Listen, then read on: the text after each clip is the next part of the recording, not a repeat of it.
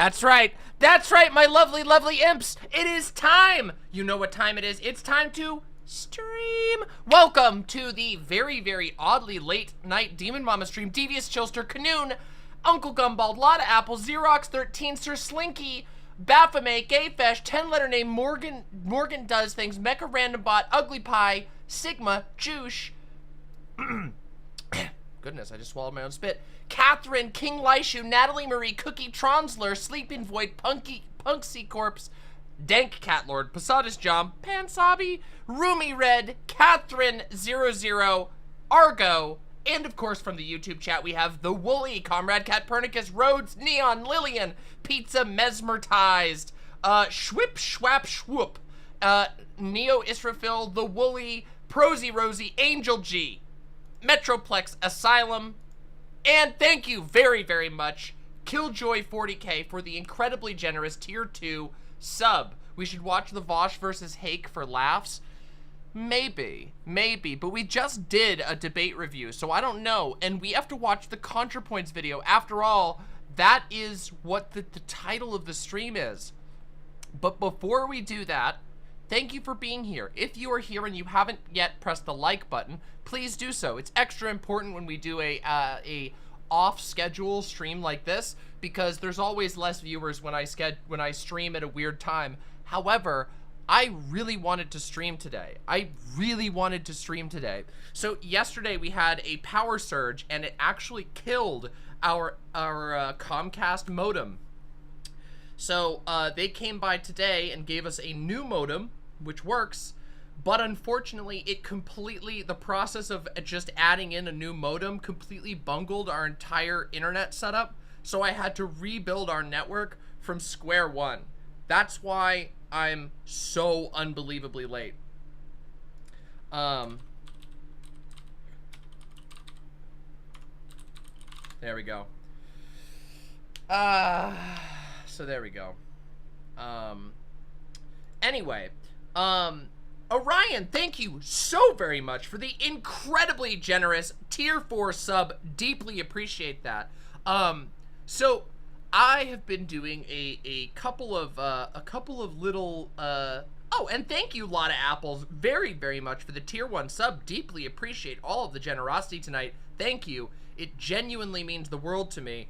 Anytime there's, like, as a streamer, anytime there's like a life event or whatever, I just have to lose money. And as it turns out, like, losing internet and not being able to stream on a Friday night when everybody wants to watch streams and stuff, I don't know, you know, whatever.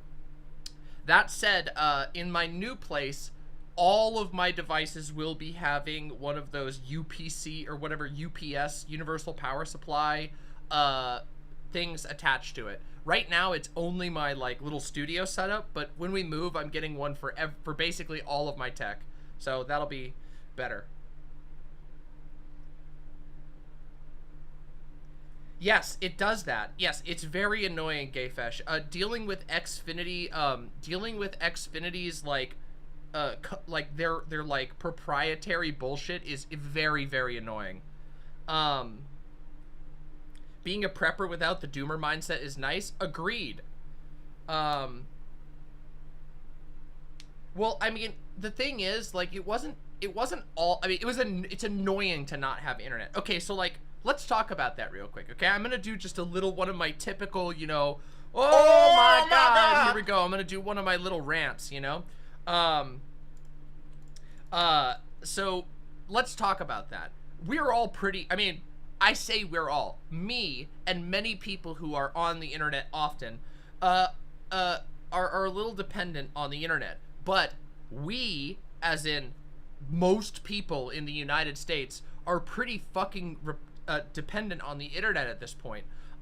Every single tool that we use, or at least many of them, don't work when not connected to the internet. Did you know that this soundboard... Oh my... Yeah, that's right, that soundboard, the one that I keep spamming all the... Bazinga noises, all that stuff, that thing, if it's disconnected from the internet for 24 hours, it locks down, which is terrible, but it's also one of the most affordable and efficient to use soundboard kits that also provides a bunch of other fun tools. As you all know, of course, playing games with no internet is fucking annoying. Spotify doesn't work when you don't have any internet, and there's just basically no way to watch movies without an internet connection unless you have a whole bunch of DVDs or Blu-rays and you have a console or something to watch them on. Nobody does that anymore. So it's weird because on one hand, we do have lots of really cool conveniences as a result of the internet. But the downside is when the internet does go, it sucks. It sucks because all of the things that would normally be available to do offline are now also online, which is kind of stupid. Yeah, I mean, of course you can pay for the premium and download, but then like most of the time you're just gonna have a big dead block of your hard drive, and it's only useful when your internet goes out and if you're willing to pay for the premium subscription in the first place. And yeah, so I mean, honestly, it wasn't too bad. Basically, we all just kind of hung out and I mean, I have a good time. I'm not like, my life isn't ruined when the internet's not on, but it is annoying to not be able to like easily access music, easily access movies and things like that, just because so many programs, applications, subscriptions are all internet based, and there's very few that aren't. I don't ignore your sub messages. I just happen to miss it. Thank you very much, Nuts, for the tier 2 sub. I don't ignore you. Nuts, you're like the least ignored person in my chat. I never ignore you. You get like special attention all the time. I'm like, what the hell? Anyway, God,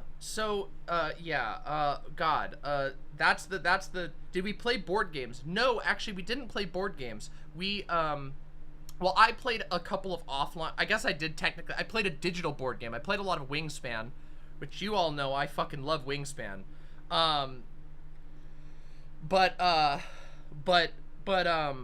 We mostly just like hung out and talked about stuff, and we ate food together. We sat outside.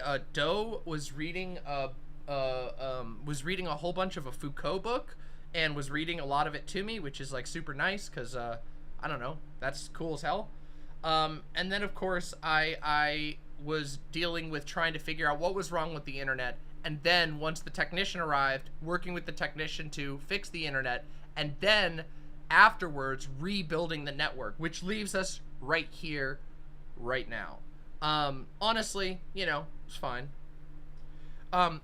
There's a lot of, I don't know, it's just, you know, not having internet is like a prison. It can be. It definitely can be. Especially if you're someone who has like a lot of friends online because you like live in a rural area, or if you're queer and you don't have any like not horrible friends around. Yeah. A bedtime Foucault story? Oh, it was not. It was definitely, if it was a bedtime story, it was nightmarish. The intro to Discipline and Punish by Foucault, I think is what it's called, Discipline and Punish. The intro is just describing it's describing how the trial for a person who assassinated a king.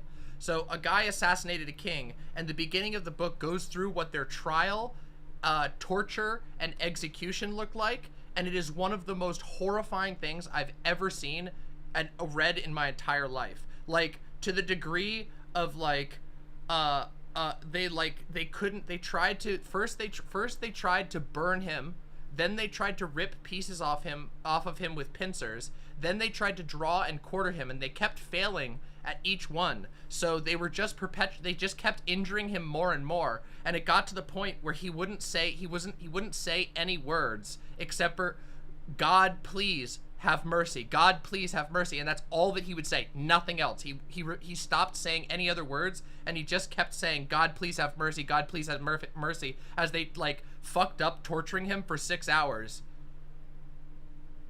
Yeah, it's pretty bad. So anyway, now, yeah.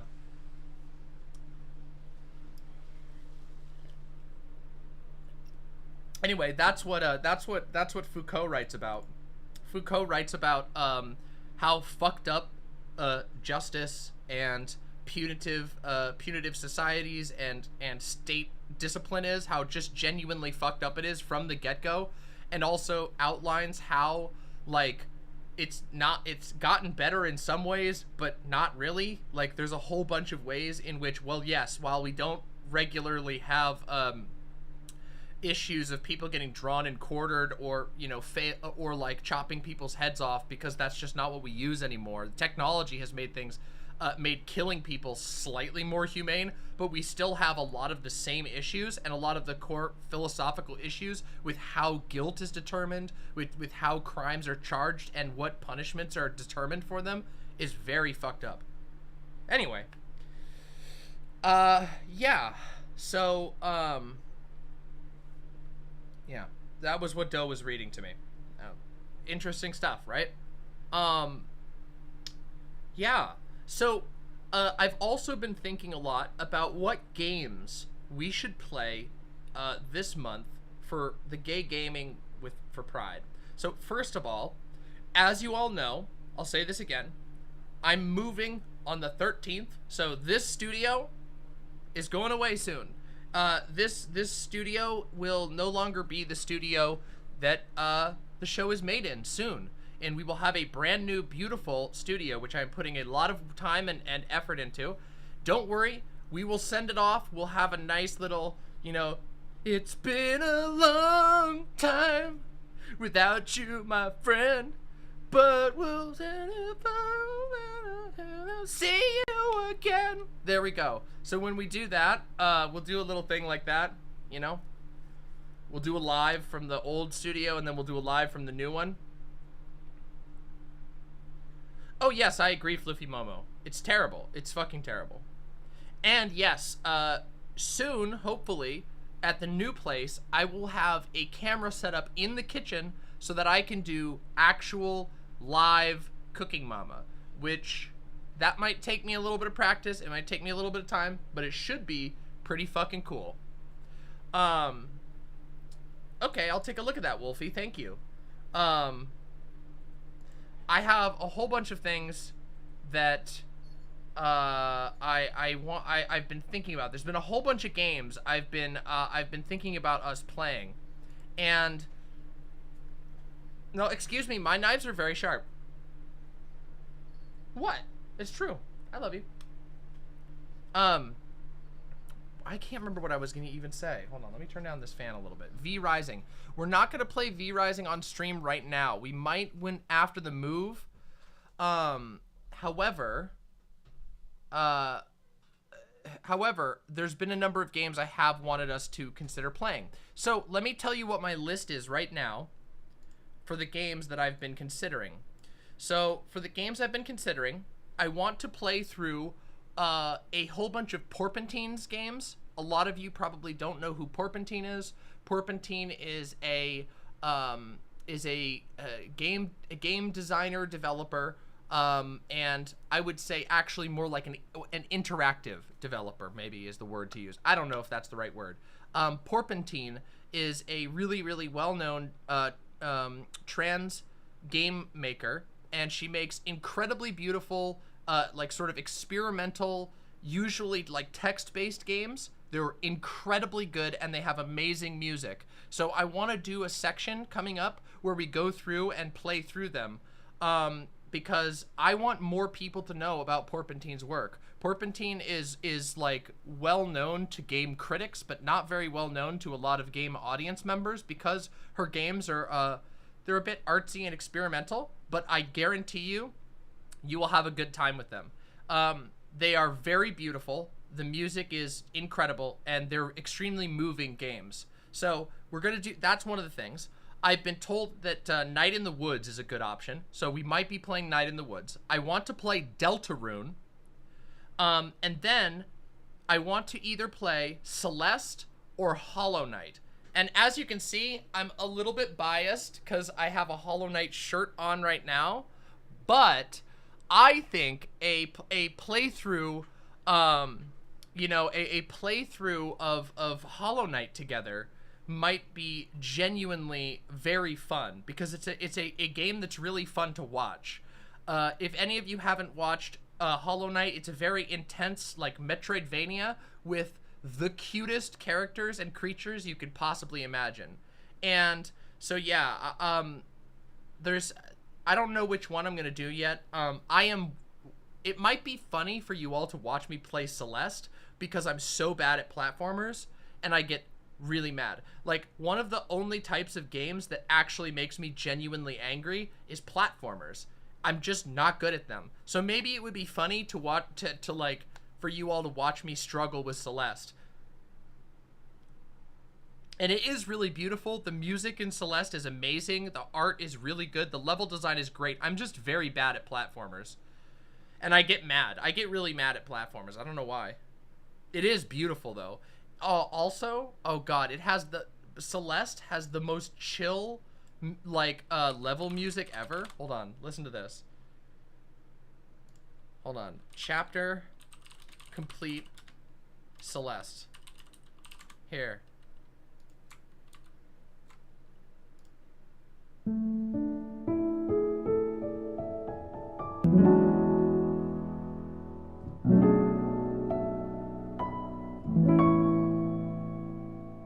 Oh, just so beautiful. Yes, this character is trans. The main character in this game is a trans woman.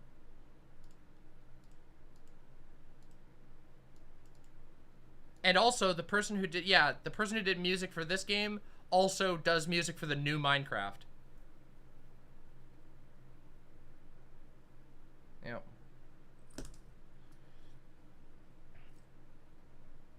Yeah, Celeste is really good. Like, I'm just bad at platformers. Like, I love the game, but I'm just bad at platformers. If you like Celeste, you should try Estrogen.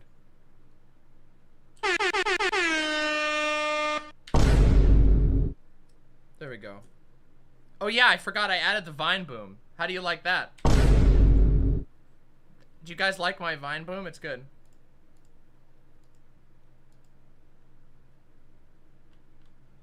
You know what I mean, Gay Fesh. Oh, you don't have to. Okay, trans guys in the audience. Boys, calm down. You can keep your tea. It was just a trans femme joke. Seriously. I am not, I would literally, if I could, I would give you my tea. Okay? Actually, I need that because I have, like, none, basically, and I need a little bit. Anyway. So, yeah, those are some of the games I've been considering. Yes, the modding scene is very big for Celeste. That's true. Anyway, those are some of the games I've been considering. I've also been considering doing Metal Gear Rising Revengeance, but it feels a little bit like, okay, that game is gay. Every single game made by Hideo Kojima is gay. However, like, is it gay enough to be a pride game? It might be. It might be. That it's so hard. You know what I mean? Like, it is very gay. But I don't know. Sometime in the future, I want to do a in-sequence playthrough of Demon Souls, Dark Souls 1, Dark Souls 2, and then Dark Souls 3 with all the DLC, and then maybe a playthrough of Elden Ring after that. But that is like, that we have to devote, that's going to be like winter content because, you know, there's a lot to talk about right now. There's a lot to talk about. There's a lot of there's actually a decent amount of news to talk about as well. Because there's a couple of little things I wanted to talk about together before we get into the analysis of ContraPoints. Oh, I Am a Bird Now by Anthony and the Johnsons. Okay, I'll put that on the recommendations. I actually tend to check out quite a lot of stuff that people send me in these streams, believe it or not. I know that some people might not think that I do that, but I do, actually. What is today's date? Today is 4 June 2022. Notes. There we go, recommended. Bam, thank you. Yes, I put that one on the list, Devious Chillster. It's like 2 hours. Okay, that sounds fun. We definitely should play Tacoma on stream. That would be, Tacoma is a game that we could play in one stream, and it's super cute, very gay. That game is extremely gay, which is great. No, not Tacoma Wept, you fucking nerds. Oh my god, look, it's both chats are doing this. You fucking nerds. Anyway, I know, what a surprise, right? Something else I was gonna say. Yeah, so that's it for the gaming topic, I guess. I had a lot of fun. This is a total side note. I had a lot of fun last stream. Last stream was awesome, wasn't it? The Breaking Bad rant was so much fun. Oh god. Oh yeah, that's another thing. I've been working on a system, okay? This is another random thing before we get into the proper heat of the show. For tonight, I guess. So I've been having a this is a little bit of the I know, this is a little bit, you're gonna get an inside to the streamer work process here for a second, okay? I've been trying to figure out how to make a easy to use, customizable, sub and donation tracker for my website. But there's some issues with it. It's a hard tool to make. What I want to basically be able to do is have a little bar that I can fully customize that is not tied to YouTube or Twitch, but is instead customizable. And I think I've come up with a solution. So what we might be doing is, and I'll pitch this and you can tell me how you like the thought of this, and whatever. Uh-oh, when you accidentally open the console, you're beautiful. Yeah, isn't that cute? I love it.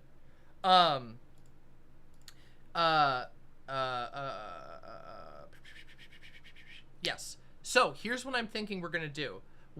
I'm thinking that I'm going to have a single progress bar, and every month I'm going to set a goal of hell points. Okay? I know this is gonna sound like a premium currency. It's not a premium currency. It's just every site subscription and every donation of $5 or more, or every donations that add up to $5 equals 1 hell point, okay, or 1 imp point. And then I will manually fill the bar with the imp points as we get them, so that we have an actual accurate total goal for the month. And it's literally not micro donations. It's just any type of donation that I get from Streamlabs, YouTube, website, or directly to PayPal. All of those need to be converted into something that we can track. So, and also the fun thing is, if we like it, when we hit the goal, we can do a little celebration. Because we'll have a thing, we'll do something really cool. So, yeah, so I'm thinking maybe that would be a good way to do things. Because, hold on, as you all know, look at this. Look. We have this. Look at it. Look, it's on the screen. It's covering my face. We have this thing, but the problem is, this thing I already have to update manually. It won't work. It doesn't manually update properly, or it doesn't automatically update properly. God damn it. What is with my words tonight? It's because I spent too much time not streaming today and instead working on internet shit. Made me forget how to talk. So you see this thing? Look. It's got a problem, which is that it doesn't automatically update. I still have to manually update it, and this one is tied to that shitty fucking Streamlabs shit. So I need to make my own one, and I need a way to basically gather a way that I can keep track of all contributions from all sources, and that's how we're gonna do it. So that's gonna be once we move, and it will make things better because we'll actually have goals to go for, which is really great, because I think goals are fun, and it means that if you guys do cool shit, if people are generous, I can reward you with all kinds of cool things. So I've been thinking about that a whole bunch. Maybe we'll call them imp coins. Maybe we'll call them mama coin, mama point, imp point. I don't know. I'll think about it a little bit and we'll settle on one. But I figured people might kind of like that, because it'll make it a lot easier for me to actually keep track of goals without having to like deal with whatever horrible shit we've been having to deal with Streamlabs. Also, now if I move off of Streamlabs, we'll be able to do TTS streams again. We have not done a TTS stream like basically in like a year, because Streamlabs has been so busted. So we'll be able to do TTS gaming streams, TTS. I could even do like viewer call-ins with TTS trolling, which would be extremely funny. If you ask me, that would be really funny. But we can't do that as long as I'm stuck using Streamlabs. So we'll have to see. We'll see how it goes. But I wanted to talk about that. There was a homophobic fundy hate preacher with a megaphone in the parking lot outside of my workplace today. I was low-key kind of triggered. It was super tense, frustrated, and anxious for the first couple of hours of my shift. Really made for a miserable day. Himbo Sauce, I'm really sorry to hear that. Yeah, that's what they go to do. The good news is that people like that are, they seem brave because they're going out in public and yelling at people, but they're actually very cowardly. And the truth is, all they can do is yell over you, and with the hope that you will feel bad. And you shouldn't. You shouldn't let people like that make you feel bad, because the reality is that type of person is a minority. That type of person, the type of person who hates gay people, they are not the majority of people. Especially types that go that far, and they know it. That's why they're out there trying to make you feel bad. All that they can really deal in right now is trying to make you feel bad and trying to make other people angry. And if you don't let them get to you, if you don't let that type of weak person get under your skin, you're going to be a lot better. So just remember, it's Pride Month. You have every right to be proud of who you are, and some fuckwit with a megaphone shouting at you, who doesn't even know you, who doesn't know anything, is just regurgitating dogma from their church, forget him. Yeah, there you go. Sam Cedar versus Cold Feet Crowder. Yeah, well, we'll see. The legendary anniversary. Anyway, yeah, it's been anyway, so yeah, don't let those people get to you in Pride Month. I know it's hard because their entire goal is to try and make you feel like shit. But yeah. Yes, that is good yelling, Elak. That is absolutely good yelling. Ooh, Gayo? That's not real. Gayo is not real. That's fake. That's fake. That's fake. It has to be. It can't be real. Well, I guess we'll find out. So, all right, everybody. Enough of the warm-up, okay? It's been 33 minutes. I've been warming up lots and telling you all kinds of cool and interesting things. But now it's time for me to talk to you about a little news thing, okay? We got to talk about one news issue before we go into watching the video. And that is, let me just show you real quick, okay? I'm gonna show you what we're gonna talk about. There's a little bit that I wanted to, little thing I wanted to read, okay? And that's this story right here, okay? So I want y'all to listen up for just a second, okay? You want comfy? Don't worry, it's gonna be comfy. But we have to talk about this. And there's a reason why we have to talk about this, because it's incredibly relevant to what we are about to watch. So, after we talk about this news article, we are going to watch a really good video by ContraPoints, and we're going to talk about it. It's a very heavy video. It deals with transphobia, drug addiction, depression, suicidal ideation, and well, it's a lot to take in. But there's a reason why videos like the one that we're going to watch are important for us to view, are important for other people to view, and are important for us to think about. And part of that is because of exactly the things that we've been talking about so far. As our friend here, as our fellow chatter here mentioned, with the preacher shouting at people, there are a lot of people out there right now whose only goal is to essentially they are disempowered and afraid, and so the only way they really know how to engage with the people that they are afraid of is to project outwards a sort of miasma of terror and judgment. And they rely on this idea that their worldview is the one that everybody else agrees with. They rely on making trans people, queer people, gay people, non-binary people, gender non-conforming people of all types. Their goal is to make you feel like you're alone, but you're not.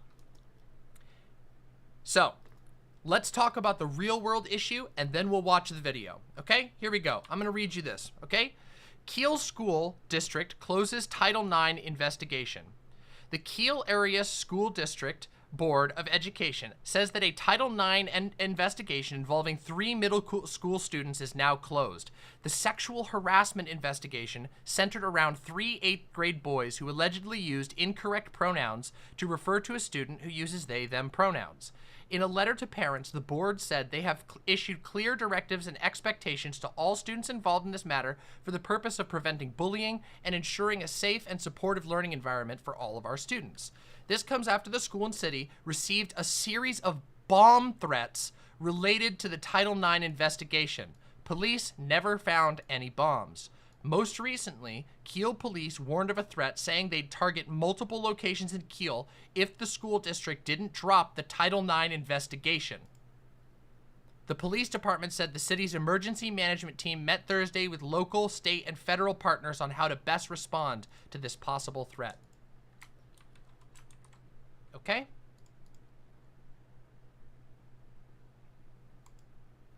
There's one more. Newbury Park Elementary School sprayed with graffiti amid transgender controversy. A Ventura County elementary school was defaced with graffiti after a local newsletter criticized the school for affirming the gender of a transgender student, and now local families and community leaders are fighting back. The graffiti on Maple Elementary School in Newbury Park appeared early Friday morning. It read, "Pervs work here." Many people believe it was in response to an article that was published the day prior in the Conejo Guardian with the title, "Third Grade Teacher Promotes Gender Confusion in the Classroom." It was so misinformed. The entire article, Lauren Najarpour, who has a daughter in that 3rd grade classroom where there is also a transgender student. According to the district, the teacher affirmed the child's new pronouns back in January by reading a small children's book about a transgender boy, which was called Call Me Max. She just said that the student went by one name, and the teacher said that we are now going to be referring to the student by this name. And then she said that we should support all the kids in the classroom, and that was it, and it wasn't a big deal. However, at least one parent did think it was a big deal. He was quoted in The Guardian, which claims the district is promoting radical sexual agendas. Lauren Gill, a member of the Conejo Valley Unified School Board, said the teacher acted appropriately. This is a place of learning, and every student has a fundamental right to be safe in a place of learning, and everyone, regardless of their age, has the right to their name and to name and claim their identity. This week, the superintendent put out a lengthy statement that reads in part, "It needs to be made very clear that CVUSD students and staff are not pawns in the game of politics. I will not let certain individuals from within our community, plus a local publication spreading falsehoods about our students, staff, schools, and local school district without fighting back with facts and information." Megan Gobel is the daughter of a trans 2nd grader, and she sits on the district's LGBTQ advisory council. If we don't give them the freedom to explore, if we tell them that these things are wrong, think about what that does to a child. It crushes their spirit. It crushes who they are. It makes them think they can't explore things even beyond gender, Goebel says. CBSLA reached out to the editor of The Guardian. He declined an on-camera interview, but sent a statement that reads in part, "We call on McLaughlin, the superintendent, to cease and desist making baseless statements and retract his comments, or will bring legal action against him personally and in his capacity as a CVUSD superintendent." Nice move, Guardian. Let's just, you know, why don't we just intimidate? Love that, right? Love it when a journalistic outlet just publishes anti-trans drivel, and then when they get pushback on it, they threaten to sue the shit out of people. Both statements can be read in full below. We don't need to read the full statements. We're not going to read the full statements. That's too much, okay? So, that's a wild story, right? A school has a severe issue where a child is repeatedly, and it seems like aggressively bullied and misgendered, and the school decides to look into it with a Title IX investigation. By the way, in a Title IX investigation, generally, that is an investigation that is designed to identify issues in procedure, aka no one generally gets in trouble in that type of Title IX investigation. It's not about getting somebody in trouble. It's about figuring out what went wrong. So a school gets a whole bunch of bomb threats unless they stop looking into the anti-trans discrimination and bullying that was going on in their school. Pretty fucked up. Second one, a school has a local right-wing newspaper that publishes a libelous editorial piece that claims that the school is teaching gender confusion, when literally all that actually happened at the school was the teacher said, hey everybody, you used to know this student by one name, now we're going to be using a new name. Please, you know, respect that. That's all they did. And that resulted in the school getting numerous threats and getting a hateful piece of graffiti sprayed on the side of the school. And now The Guardian, which republished that information, is threatening to sue that school. But I want you to notice one thing. In both of these stories, the majority of the people involved are in support of the trans student. Have you noticed that? All of the faculty is in support of them. The teachers are in support of them. The superintendents are in support of them. The principals are in support of them. It's a handful of hateful people that are desperately attempting to create the illusion of a widespread environment of hate. And in some ways, they're able to succeed at creating the perception that there is a widespread environment of hate, because we can all acknowledge that having even one disgustingly hateful transphobe in any school is not a good thing. But in this case, it was one parent that led to the complaint. One parent who then gave this to a right-wing rag which then told the story to more right-wing people, which they self-select their audience. So a bunch of random right-wing readers of a right-wing magazine then get mad about it. It's not even close to the majority. They're able to pull off shit like this because of basically, well, social media. Social media allows for the dissemination of this information and the propagation of these hate messages, but the reality still stands that they are outnumbered, that their worldview is simply not winning in that way. And so instead, what they have to do is they have to hope that they can badger people into silence. They have to hope that they can scare people into not seeking the truth. They have to hope that they can, well, as Killjoy just said there, fabricate a controversy. Hey, thank you. Appreciate that. Oh, that's really cool. I love the bionic reading thing. Thank you very much, Grime Dango.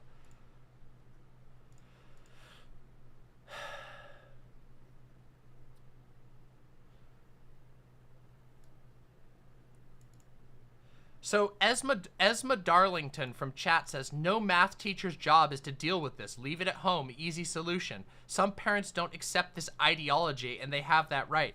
Hey, it's really funny you should say that. We're not talking about an ideology. The newspaper lied. There was no teaching of gender confusion. There wasn't even a teaching of anything about anybody LGBT. A student just asked to have their name change respected, which, guess what? That happens all the time. Kids have a reason. Kids change their name to a different nickname. Kids change their names as they get older. My cousin changed his name legally because he didn't like the name that he was born with, and it made him embarrassed. So, with all due respect, you're talking out of your ass. And this is the thing that they always do. They always, there's this euphemism. Okay? And this is what I want you to pay close attention to, okay? You ready? Listen up. Imps, listen up. Okay? Oh yeah, Rhodes, see if they want to come on and talk. Maybe we could have a little impromptu discussion. See if they want to come on and talk about this over voice. Because I'm not going to go back and forth over chat. But Esma, if you want to talk about this more, you could feel free to get on the show. You can call in. We'll get you right in. You can have a talk. You can get a chance to talk to a real life tranny.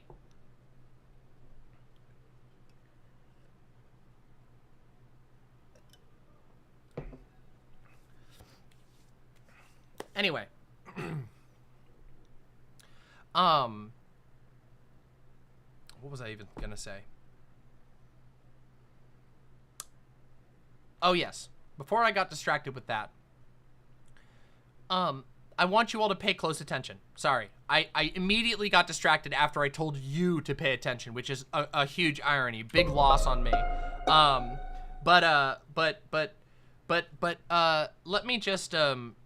Let me just listen to this, okay? One of the things that conservatives love to do is to blur euphemisms, okay? They love euphemisms and they love blurring them. So what does this mean? Well, let me give you an example. One of the euphemisms that Nazis love to use, for example, is globalist. So if you'll hear Nazis say the word globalist, and that's a euphemism because what they mean by that is Jewish. That's what globalist means. It is a dog whistle for something else. But there are lesser examples that aren't so clear cut, right? So let me give you another example. Another example of the way conservatives make blurring they make euphemisms and then they blur them is referring to any trans person existing in public as ideology. Let me give you an example of this. The person that just came into chat, the person who just came into chat and they said, well, you know, not everyone has the same beliefs. Not all people respect trans ideology. Why should teachers have to teach trans ideology at school? And you go, well, they're not having to teach trans ideology at school.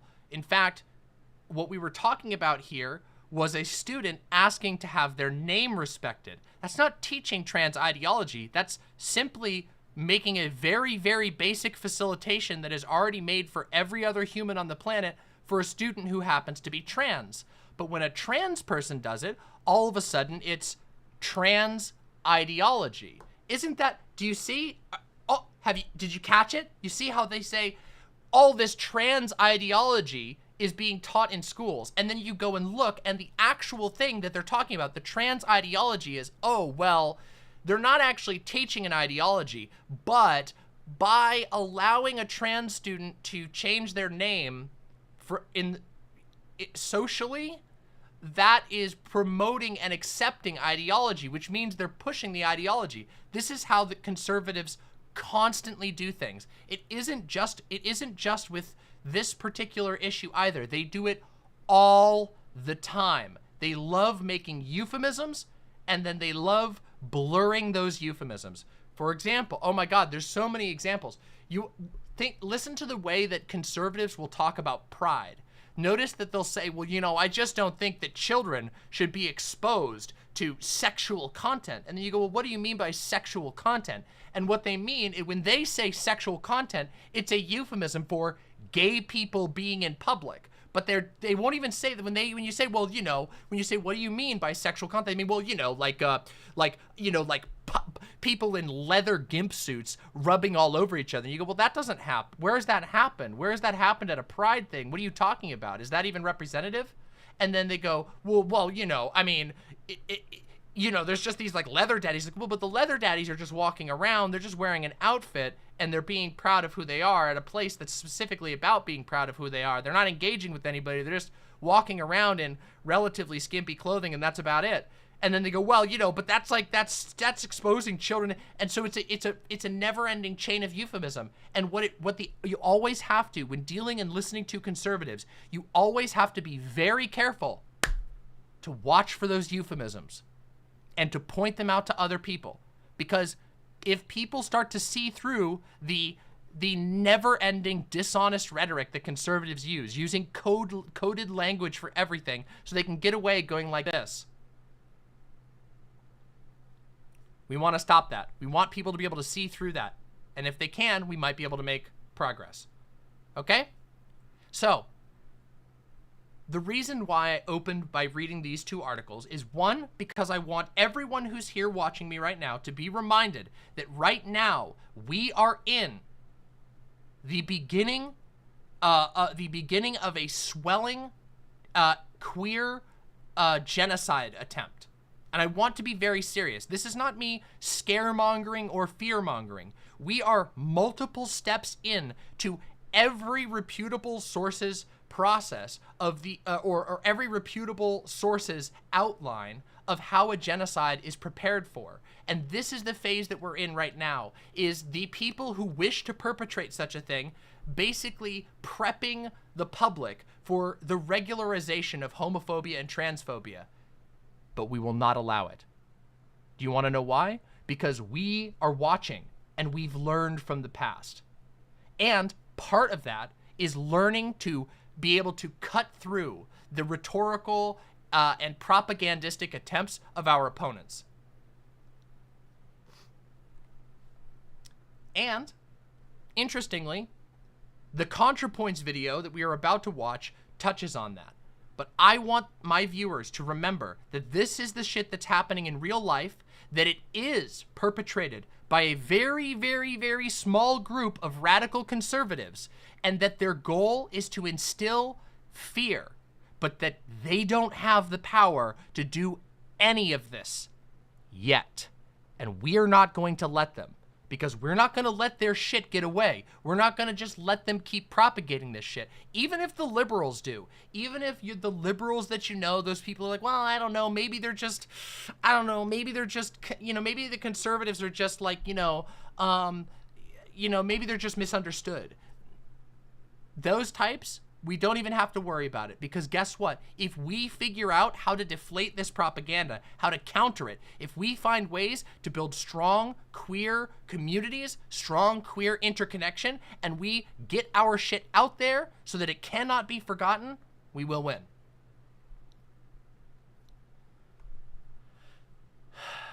So there's that rant, okay? There's the rant.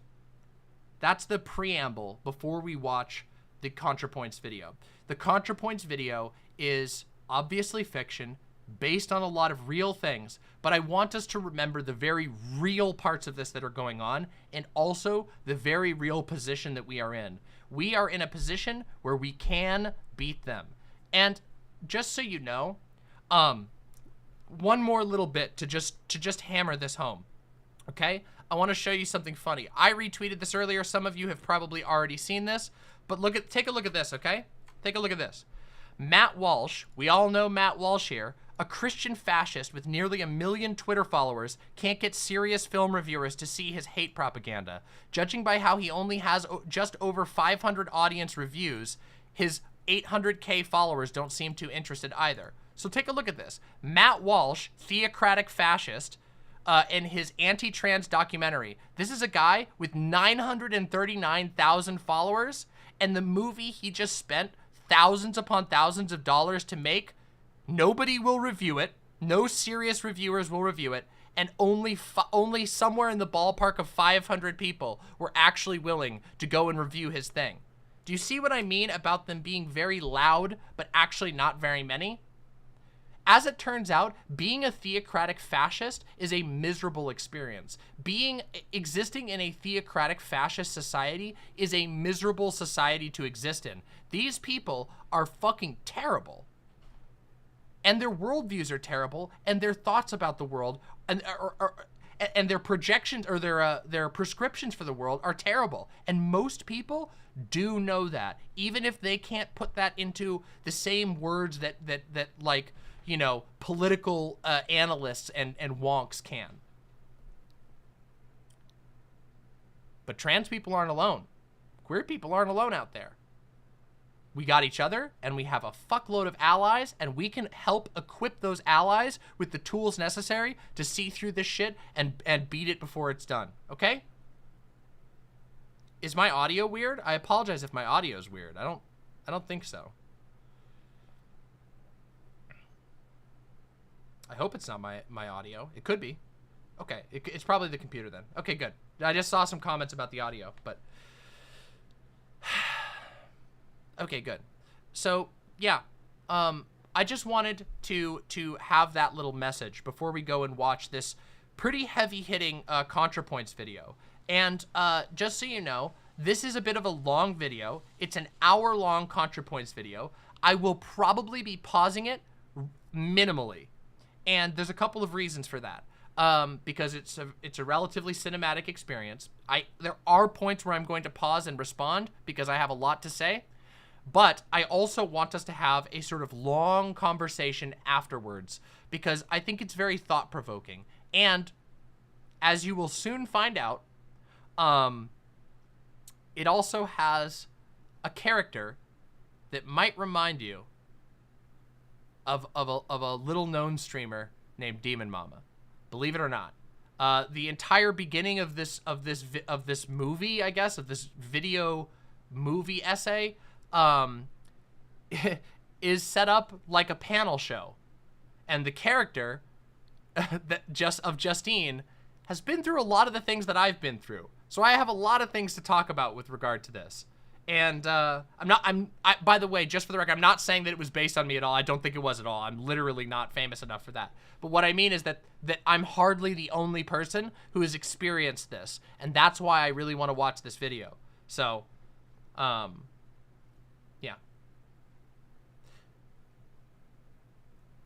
Yeah, so, all right.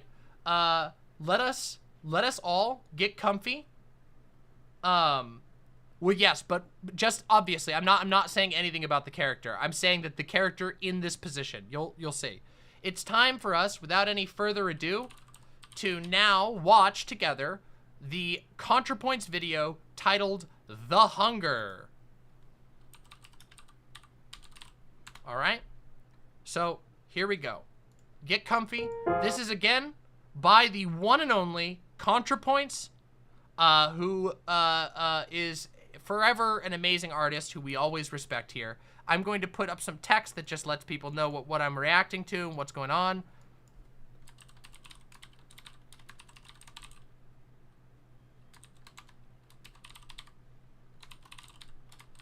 The Hunger. All right, everybody. So get ready, everybody. Get comfy.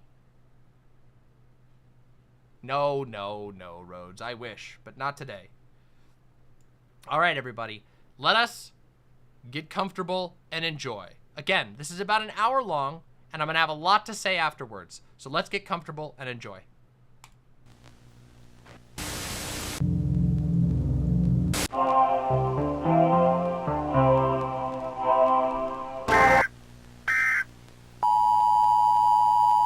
The following program is a work of fiction created for educational, artistic, and harm reduction purposes, in compliance with the Video Corp terms of service. I love Video Corp. I love the rules. Any resemblance to actual persons is a super crazy coincidence. May the grace of our Lord Jesus Christ be with you. T.S. Natalie Wynn.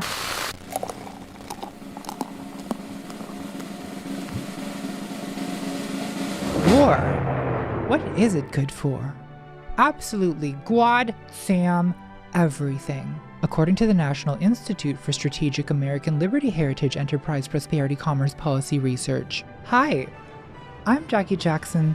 You're listening to the Freedom Pod, where it doesn't matter what you say, it only matters that you say. We don't discriminate here between what is true or false or even downright dangerous. That's none of my business. It's none of America's business. The important thing is that you never stop talking. Because that's what freedom is all about. Tonight, the war on drugs. How do we get these goddamn junkies off the streets? Jackie, my first guest is Justine Tableau, leftist influencer and author of such books as Revolutionize Your Brand, How to Capitalize on Communism. The editor chooses the title. I didn't choose the title. Oh yes, by the way, one of the things, there's going to be two things that I think are really worth paying attention to in here. And one is the unbelievable accuracy of the Christian rhetoric in this piece. Okay? Seriously. The Christian apologetics, not a Christian apologia, the Christian apologetics and the Christian rhetoric in this video is spot on.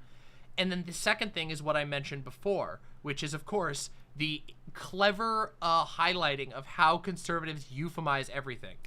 Let's continue. And my second guest is Virginia Lamb, senior pastor at Hope Truth Ministries. Virginia, let's begin with you. Every day in Biden's America, Muslim cartels are driving Mexican dump trucks full of Chinese fentanyl across the Rio Grande, and they're getting our children amped out of their little minds on hype. The world is laughing at us, even the Canadians, with their pronouns and their genders. Oh, I have one of those. How? I have one of those. Have we reached this point? 2 words, Jackie. Sexual anarchy. Let that sink in. Let what sink in? Sexual anarchy? What does that even mean? Jackie, the enemy has taken control of our culture. The radical left and the corporate media, they're replacing the nuclear family with aimless fornication. They're tearing apart the social fabric, and normal Americans are being silenced. That's why we're seeing all this woke, cancel culture, PC, CRT, SJW, Globo, Homo, Pomo, Nomo. The people pushing this agenda, they don't want us resisting our captivity in Babylon, and that's why we're seeing so many attacks today on the most persecuted minority in America, the Christian majority. Virginia, I appreciate your pious gibberish, but could you be a little more specific? Of course, Jackie. Religious liberties are under attack. We're losing our right to teach biblical morality to children who are growing up in public schools run by social engineers who laugh at God and would rather have gender-neutral bathrooms and drag queen story hour than teach young people about the wonder-working power of the precious blood of the Lamb. Yes, we do still have a constitution in this country. I'm sorry that you feel offended by it. Believe it or not, the founding fathers actually wanted to protect us from whatever twisted necromancy these people think is Christianity. Jackie. Fucking true, by the way. American evangelical fundamentalism does not resemble historical Christianity at all. But here's a secret. Nor does Christianity. Christianity fucking improvises all the time, flies all over the place, always got new shit. They adjust to every era with fucking ease. These communists are polluting the innocence of children, and if you speak out against the grooming, they call you a bigot. Parents get no say anymore. They're being vilified just for having legitimate concerns about the deviant. So you'll notice right here in this part, and I said I was gonna pause less, but I know, but you'll see right in this part right here. Notice how many euphemisms have been thrown out. And this is something y'all remember my argument with Rob Knorr? Remember that, guys? Look at that. Remember that guy? Remember that dude way back in the day? The guy who I used to joke would just throw out 100 different things, and there's no possible way to get to the bottom of any of them because this guy would just chuck them out. That's what she's doing right now. She's throwing out a whole bunch of scary sounding euphemisms, and if you were to push her on any one of them, she would go off on some unbelievable tangent where slowly you reveal, well, so it turns out they weren't grooming anybody. But it doesn't even matter because they have 100 other lies, 100 other euphemisms that are just like that they fired out. It took you an hour to get to the bottom of one of them, and they had 100 out there. They just lie perpetually, and the way they do it is by having plausible euphemisms for everything. Lifestyles promoted in schools. one day your kids will come home and you won't even recognize them anymore. That's the real agenda here. Sexual indoctrination. This generation that's coming up, 20% identify as LGBT, 40% are attempting suicide, and the remaining 70% are being delivered directly into the hands of pornographers, satanic cultists, or worse, Episcopalians. No, I won't stand for that. I'm sorry, what does this have to do with drugs? Well, everything. Addiction and sexual brokenness. It's all connected. These are two heads of the same serpent, symptoms of the same cultural leprosy. Single mothers, weak, emasculated fathers, childhood sexual Is anyone abuse? going to ask me what I think? Why was I invited onto this podcast to sit here and listen to the ramblings of a bigoted hate preacher? Well, God has nothing to do with hate. Christ is the definition of love. Well, I'm not talking about Christ, Virginia. I'm talking about you. Justine, if she doesn't hate anyone, then how can she be a bigot? You liberals call everyone who disagrees with you a bigot. Exactly. Why can't you just leave your emotions out of it for once and have a calm, rational conversation with people who have different opinions? Okay. Well, let's see how that goes. Jackie, regular Americans like me are just trying to set people. How many times have I gone on a panel and just had to sit there for something identical to this? How many fucking times? Free from sexual brokenness and protect the rights of children. Kids who are struggling with gender confusion should have the right to access reparative therapy that will make them whole again. Reparative therapy? You mean handing gay children over to exorcists for years of torture?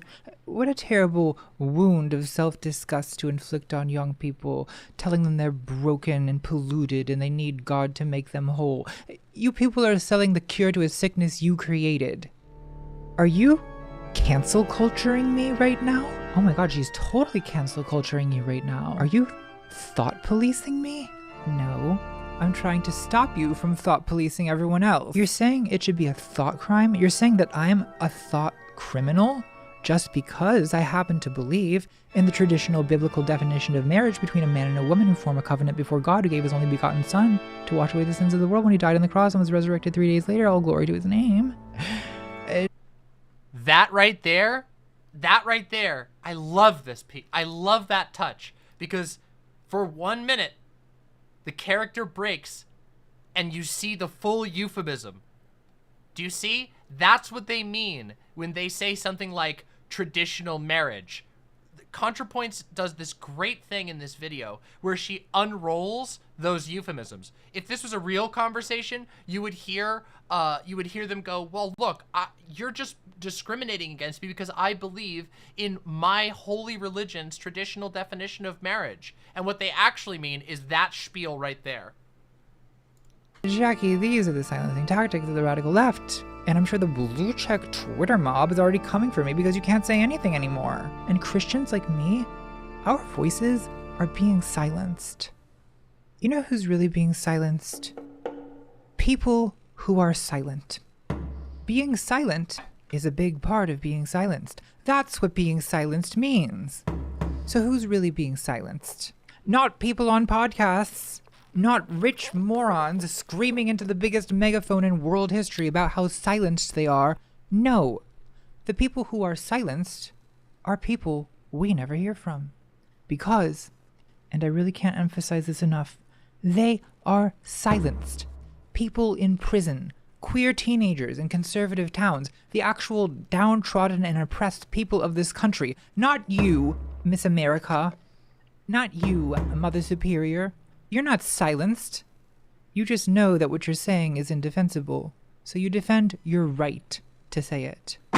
Okay, but if I'm not being silenced, then why can't I say the N-word? Why do you want to say the N-word? So I only have freedom of speech when it conforms to your liberal ideology? God damn it, Jackson. That sounds a little bit like being silenced? She's stonewalling me. All over America today, white parents are having to sit their children down and explain that there's certain words they just can't say Hey, Crabe, good to see because of the color of their skin. Dr. Martin Luther King Jr. would be turning in his grave. Would he? I mean, he's definitely turning in his grave, but not for the reasons you think. Jackie, can I bring this back on topic and share the good news of the gospel? That's not the topic. I have prayed on this, and honestly, the Holy Spirit has filled me with so much compassion for young people struggling with same-sex temptation. You know, when I look out at all these angry people at the Pride Parade, doing all this sexual acting out and wearing provocative clothing in a desperate bid for attention, I see the broken childhoods, and I see the craving for acceptance and belonging, and I feel for them. I really do. Wow, you're such a good person for taking pity on the poor, sad homos. You know, what you people really love is the aesthetic of being compassionate. True! What all you're really doing is calling into question the worthiness of other people's lives. Yeah, Virginia, why can't you just live and let live, you know? Whatever happened to love your neighbor? Jackie, anyone who knows me will tell you that I'm the most compassionate person that they know. But love your neighbor doesn't mean anything goes.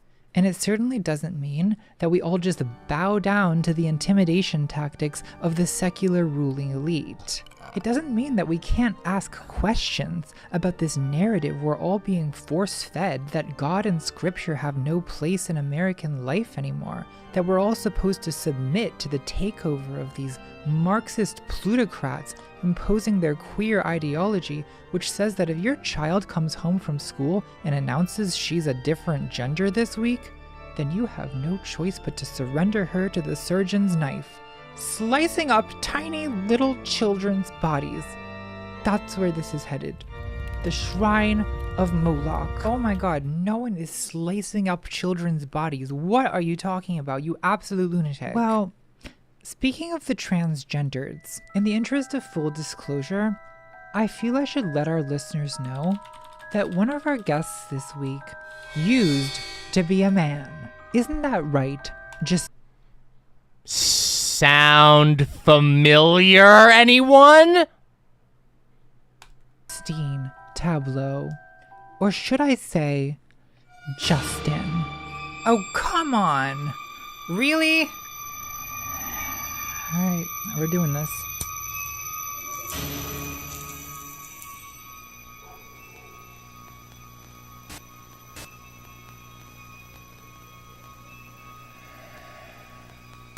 Are you smoking a cigarette in the studio?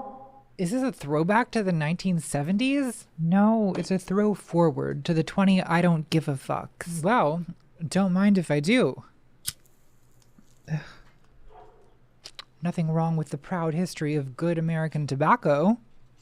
Good Virginia tobacco. Jackie. The Freedom Podcast LLC does not endorse the sale or use of cigarettes, vaporizers, or other nicotine products to individuals under 21 years of age. Some restrictions apply. Results may vary. Excuse me, Jackie. I'm really not comfortable with this. I was not warned that there would be a transgender here today, and I really have nothing to say to this eunuch servant of Jezebel. Well, I wasn't planning to spend my day seated across from a goddamn exorcist, but here we are. Virginia, if you're not prepared to get splashed, then you can get out of the free speech zone, because you're about to get wet.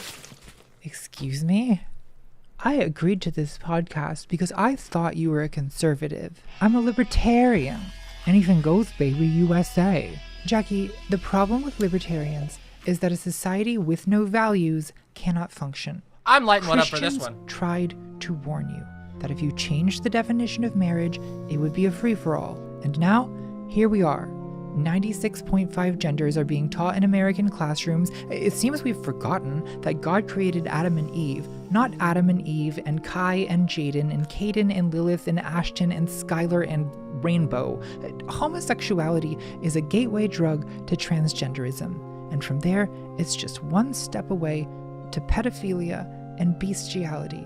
And that's the real agenda here. These people want to lower the age of consent and legalize sodomy with all the beasts that walk the earth, and the birds of the sea, and all the fishes of the sky. Well, Virginia, if you're so worried about it, why don't you take your Mickey Mouse sexual neurosis back to the nunnery in old Missouri? True! Do they not have demons to slay in the back country? I rejoice in persecution and revilement for the sake of righteousness. For the Lord commands me not to hate my brother, Justin. Wow, super controversial, super provocative, super brave. How many times have you seen a trans person go on a supposedly neutral platform and just experience this with no meaningful repercussions? Yeah. How many times has it happened to me? How many times have you watched it happen to me? And super bold. We're living in Orwell's nightmare, but you're a freedom fighter and you refuse to be silenced. Amazing. Look, I just think it's great that three people with differing opinions can all sit down in a room and have a respectful conversation. Well, cheers to us. Is it great? You know, I don't think it's that great. And I don't think there's anything respectful about the two of you sitting here interrogating the morality of queer people, something you know absolutely nothing about. Oh, I know more than you might think. I used to be a homosexual. You God, what? No, I'm not doing this today. I'm sorry, you used to be a homosexual? That's right, Jackie. Before I was saved, here we go. I used to be a lesbian.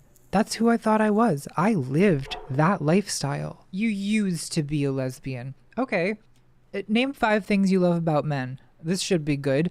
Gather round, everyone. Let's all witness the power of Christ. I'm sure this will be very convincing. I love the Lord, who does not command me to be straight. He commands me to be holy. Fear not, you will no longer live in shame, for your Creator will be your husband. Okay, well, if you want to be the bride of Christ, then by all means, but, you know, keep it in the bedroom. I'm tired of you people shoving your lifestyle in everyone's face. Virginia, I'm confused. I thought people are just born that way. Like, Jesus can't change that. Jackie, the mainstream media establishment doesn't want you to know that people like me exist because that goes against their narrative. But recovered homosexuals should be allowed to tell our stories. The ploy of the enemy is to make us feel that we cannot change. But what if every addict said, well, I'm just a junkie, that's who I am? Gayfesh says, man, Jesus must have some good dick for so many people to want to marry him. Well, see, no, they want to marry him because of the implication. Like, you know, he's not going to send them to hell if they don't marry him.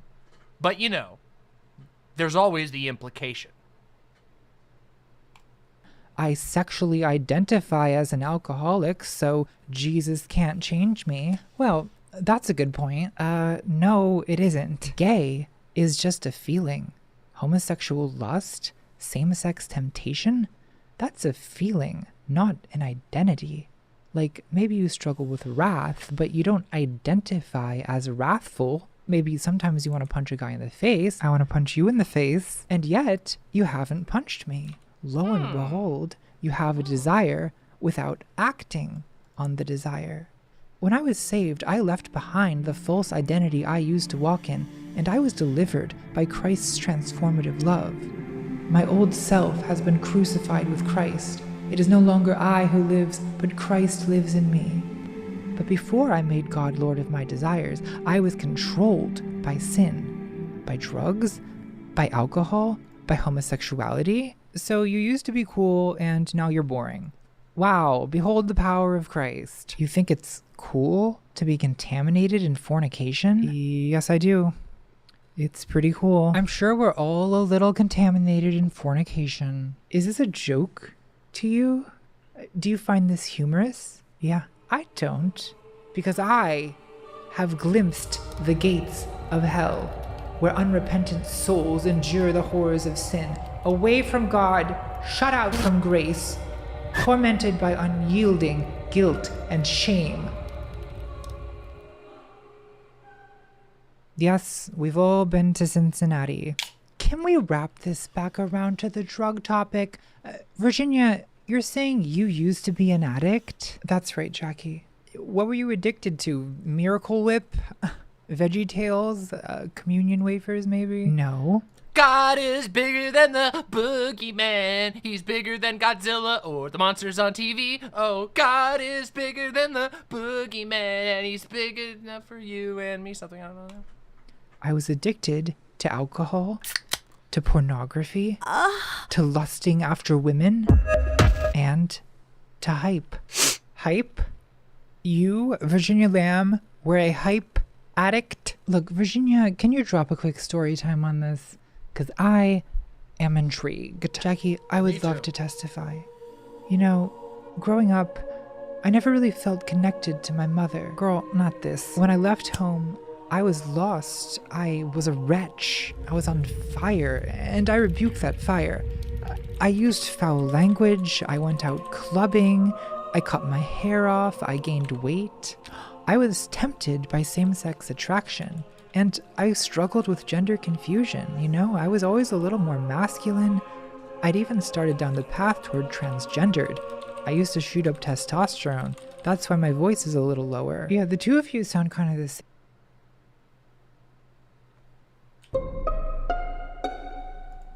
Honestly, if I didn't know, I don't think I could tell which one of you is the man. Neither of us is the man, Jacqueline. Though, if anything, this one's the man. He's the one injecting testosterone. God has healed the feminine within me. All along, God was tugging at my heart. But for me, the road to heaven led through hell. Virgil Lamb. Listen, I want to see the alternate timeline where we get Virgil Lamb.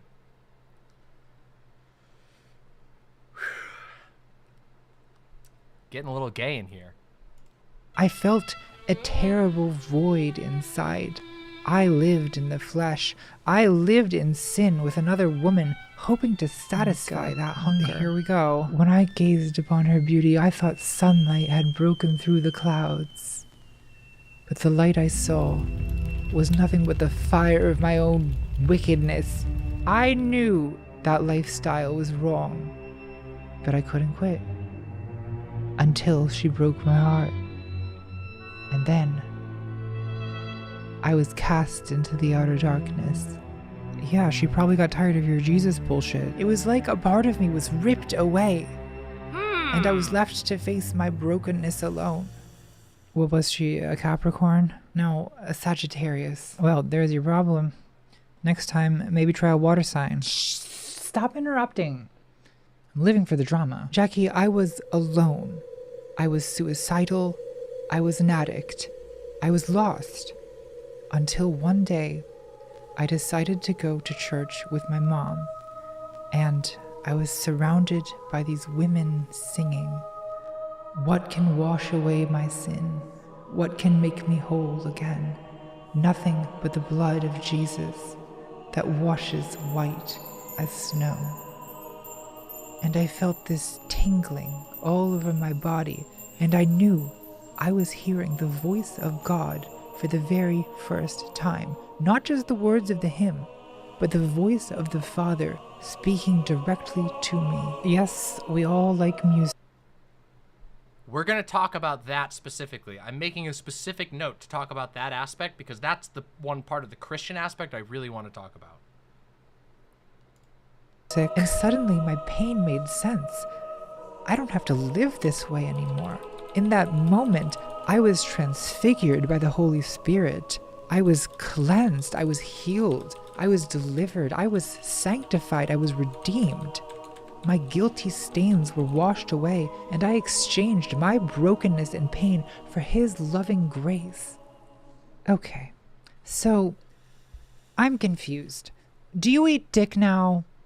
What's your deal? Jackie, my deal is that I entered the throne room with a repentant heart and rebuked the enemy that keeps me from the Father.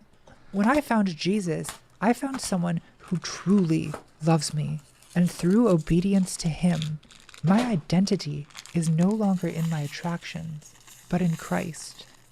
You know what I think, Virginia? I think that you are immoderate in love and immoderate with substances, and so you need an imaginary father figure to make all the rules because you can't control yourself. But your weakness doesn't mean that everyone else should have to live in a state of enforced mental infancy. Mental infancy? Bondage to the flesh is mental infancy. I know, Justin, the chains of sin. I know the murmuring complaints of the flesh, the itch, the ache, the shame. I lived in mud. I lived in filth. I know the thorns, the seething cauldron, the great whirlwind that whips sinners round an endless wheel of pain. But my shame was hammered to the cross, for those who belong to Christ have crucified the flesh with its passions and desires. Virginia, who are you trying to impress with this ostentatious sexual anorexia? Who is the beneficiary of your erotic constipation? God? I really don't think he cares, Gorge.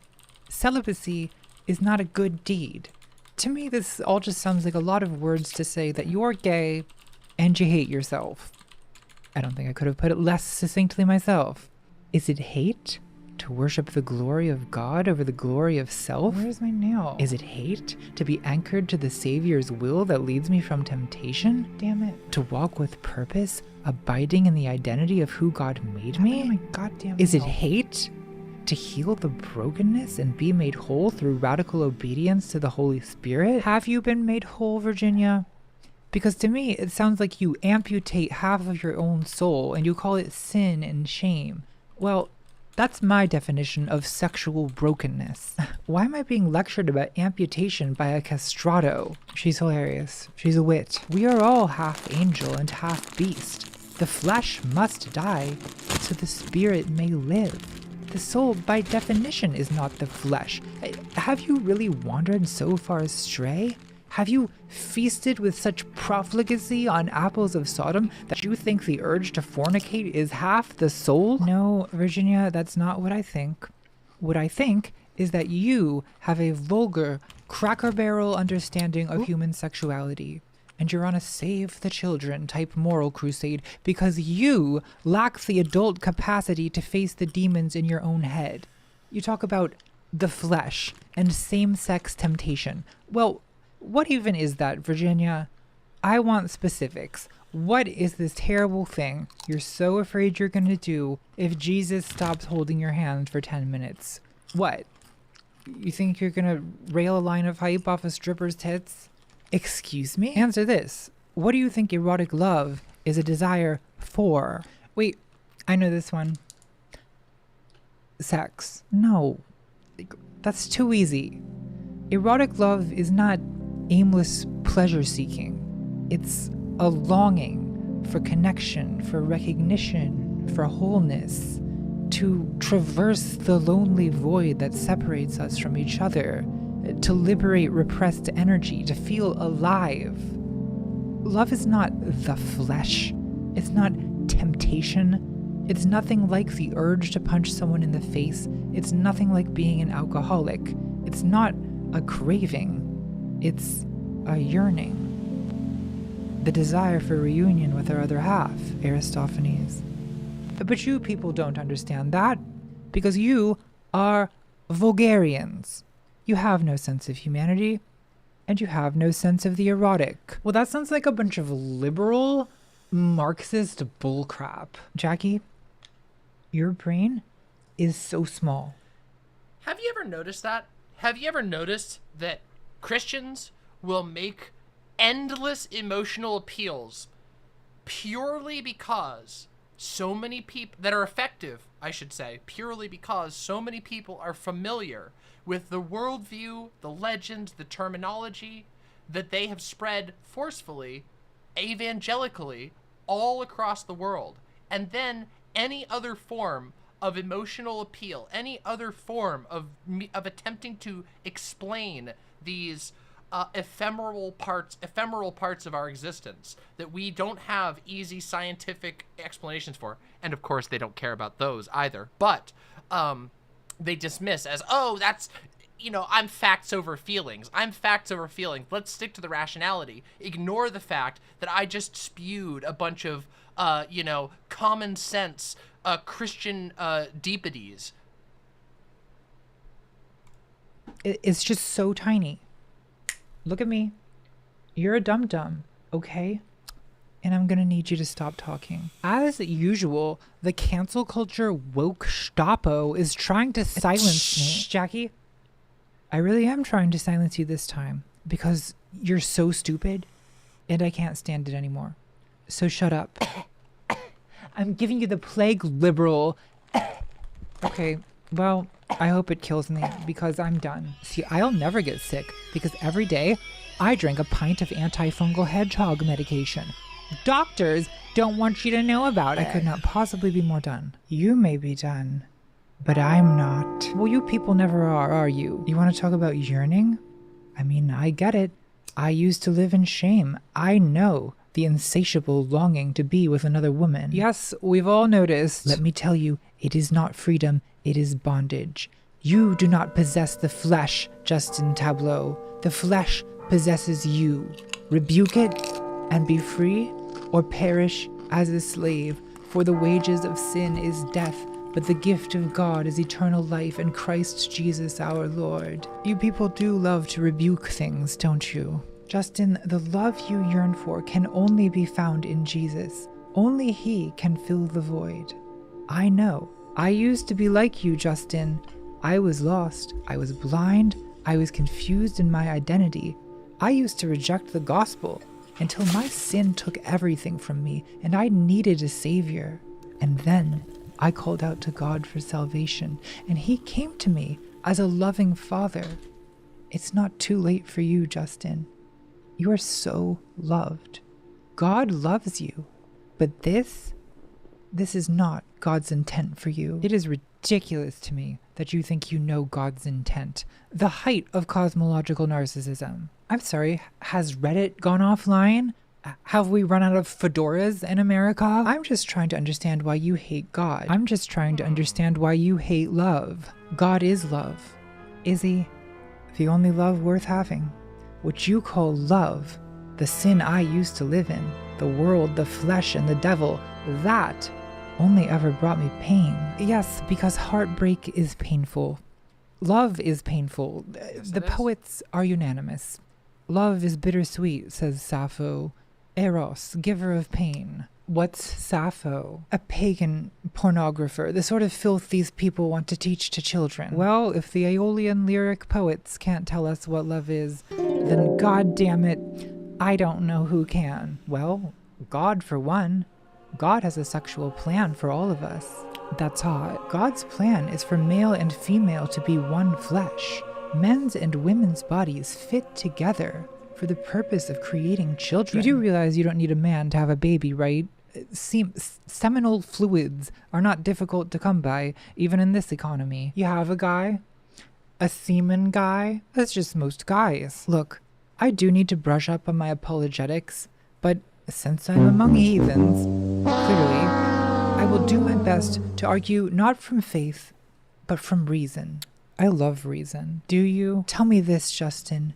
Which is better? A love that is eternal? Or a love that can be ripped away at any moment? I'm sorry your girlfriend left you. That must have been really hard. Just answer the question. Nothing is eternal, Virginia. Except maybe sanctimonious assholes. Isn't a love that is eternal superior to a love that is fleeting? Yes, Socrates, it is certain. And don't you yearn, not just for a love in the moment, but for a love that lasts eternity? Yes, Socrates, that is evident. And isn't eternal love what we call God? Yes, Virginia, we all want to be loved, but sometimes we don't get what we want. So you have no argument. Do I really need an argument?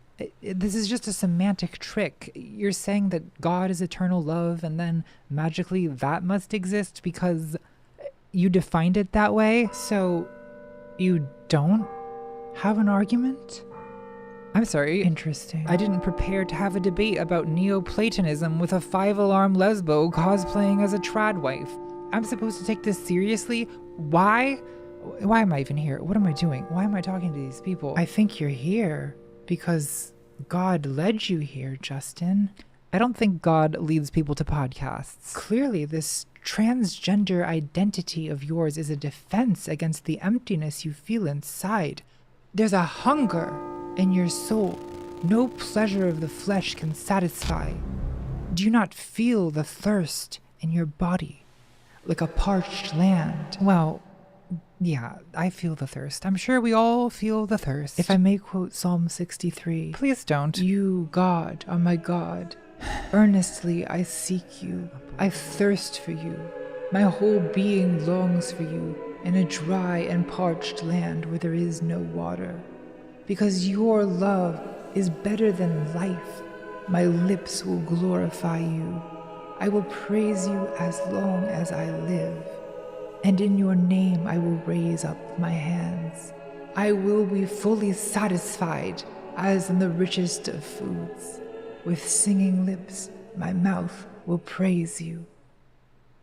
Virginia, go to therapy, says the delusional man who thinks he's a woman. You're the one who needs to go to therapy. No, you go to therapy. I'll pray for you. I'll pray for you. I will pray straight to Satan. Look, can't we just agree that we are all a little Looney Tunes? You have your Jesus bullshit. You have your gender nonsense. And well, I'm sure I must have something. The free market, right. We all have our little delusions. The important thing is that we cling to them and we never let go, no matter how much evidence gets in the way. Because that's what makes us free. And freedom is what makes America great. Other countries, they don't have choices. But in America, we have the freedom to choose whatever we want. So can we do drugs? No, that's illegal. I thought you said we could choose. Yes, but we have to make the right choices. And what if we want to make the wrong choices? Well, the boot of the law will crush you without mercy. You will be locked in a tiny cage that is literally the opposite of freedom. Well, we have to be tough on crime. It's the only way to keep this country free. We have to build more prisons. Who decides what the right and wrong choices are? Well, Father decides. Father always decides. And do you always do what Father says? Of course. We always do what Father says. Why? Because Father says so. Why can't you just admit that you hate God because you want to sleep with men? Oh, I don't want to sleep with men. Yes, you do. You're a man who struggles with gender confusion and same-sex temptation. No, I'm not. I'm a lesbian. Just like you, girl. My heart was also broken by a woman. I thought she was a cat girl. She turned out to be a fuckboy. Ugh. You are a straight man. I mean, at this point, I wish. But no, definitely a gay woman. We're all stuck with it. Hold on. So, you're attracted to women, but you became a woman. Does that mean you're attracted to yourself? No. In the mirror? No, because I'm not a fucking animal that can't tell the difference between my own reflection and a different person. Desire is Hold on just a minute there. There is nothing wrong with those people out there who like to jack off in the mirror, okay? There are some people out there who are autosexual, and that is okay. We're not gonna kink shame here, okay? Especially not in the name of agreeing with fucking Christians. Just gotta say that, okay? It's Pride Month, for fuck's sake. always for something that you like. Believe it or not, you know, it's funny. All of you assume that just because I'm a streamer and because I talk and like to hear myself talk, that I also like to fucking jack off in a mirror. I'll have you know, it's not me. It's someone else, okay? It's someone else. It's not, believe it or not, I'm not that much of a stereotype, I'll have you know. I know, not all streamers are the same, but I know there's just rampant streamer phobia going on in here. Back. You can't desire yourself because you're already one with yourself. Desire feeds on absence. It reaches out across a void. I don't know. I think if I was a lesbian, I'd fuck me. Okay. Well, thank you for sharing. Aren't a lot of serial killers transgendered? Do you have bodies in your basement? You better watch out or you're gonna be next. Are those clothes even yours? Or are you wearing the clothes of your victims? Jackie, I will drizzle a red wine reduction over your liver, and I will feast upon it. Jackie, these transsexuals, they're the greediest of all perverts. It's not enough for you to possess a woman. You also have to appropriate female beauty for yourself. Who said anything about female beauty, Virginia? You're the one who keeps bringing that up. Nice. Got her. Shut up, dum-dum. I said it to hurt her, and not to entertain you. You stay out of this. Look, so you're a straight man. You could have had a wife. You could have raised a family. Your life could have meant something. But you threw it all away? You really think having babies is the only way to have a meaningful life? Do you have babies? Well, priests don't have babies. Maybe think of queer people as priests. Except, the people we have sex with are adults. Whoa! Okay. That's Catholics. That's not Christians. That's kind of crossing a line, don't you think? Oh, has free speech gone too far? Now it's gone too far? Can we have a civil conversation, please? Is it impossible to have a civil conversation in America today? Well, that ship has sailed and sunk. Virginia, I believe you were about to exercise Christian humility by explaining why your barren life of self-flagellation is more meaningful than mine. I walk with the Spirit until the day I go to glory. That's my meaning. Your meaning is what? To fabricate an already fading illusion of feminine beauty until you rot away unresurrected in the earth? And for what? To mutilate God's image and to live a lie? Anything else would be a lie. If God exists, I'm sure his mind is bigger than yours, and with or without your approval and understanding, I will always be the way I am. Look, can't we reach a reasonable compromise? I think you should have the right to do whatever sick shit that you're into. Just, you're going with, leave children out of it. Like, whatever this is, keep this away from children. And that's why we should increase police funding to fight the war on drugs.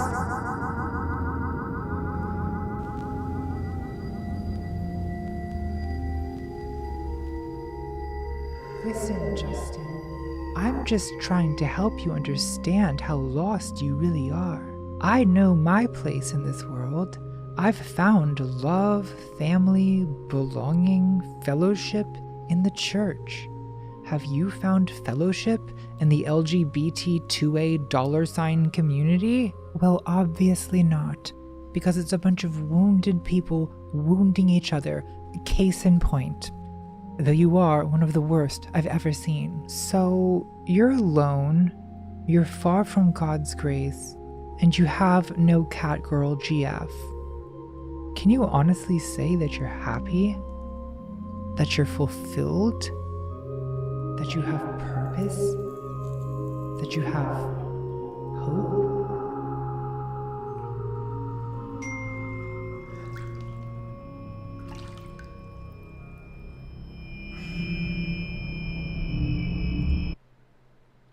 Hi, Justin. We're still praying for you. Hope to see you at Christmas this year. Parent dead naming.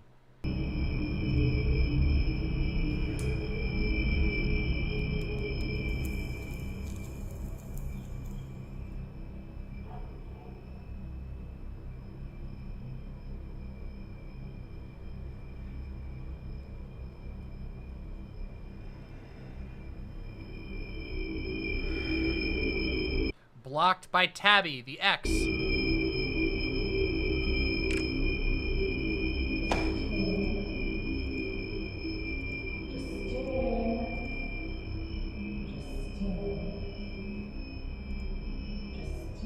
Super late. Saw me static the internet. Yes, this stream is extra late. Usually I don't stream on Saturdays, and I usually don't start stream this late. But it's late because my internet was out for 2 days, and I missed watching things with my imps.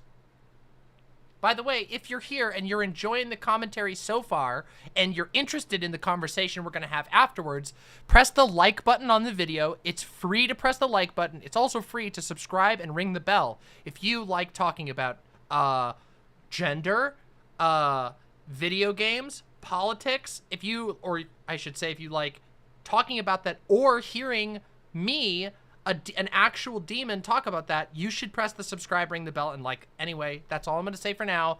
There you have it. Demon Mama is great. See, it's great. Hello?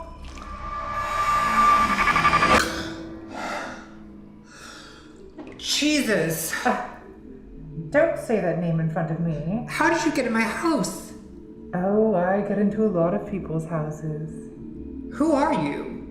What are you? Well, I used to be an angel. Listen, I love Lucy's aesthetic, okay? I do. And now? Let's just say I'm in a different line of work. A satanic visitation. At this time of year, at this time of night, in this part of the country, localized entirely within my bathroom? Yes. Is this gonna be a weird sex thing? Do you want it to be? No. Look, I've had a terrible day. I'm really not in the mood for this. Well, I can help you with that. Can you? Sure, I can help with anything. Depression, anxiety, insomnia, pain, boredom, failure, shame. Shame? Is it the shame?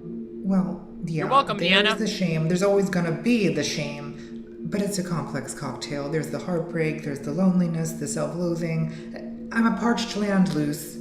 I've got the hunger. The emptiness inside. Oh, emptiness inside. Well, baby girl, let me fill you up. I thought you said this wasn't gonna be a weird sex thing. It's not a weird sex thing. Potions, Justine. Potions. I have potions that will fill the emptiness inside. Potions? Elixirs, serums, tonics, medicaments.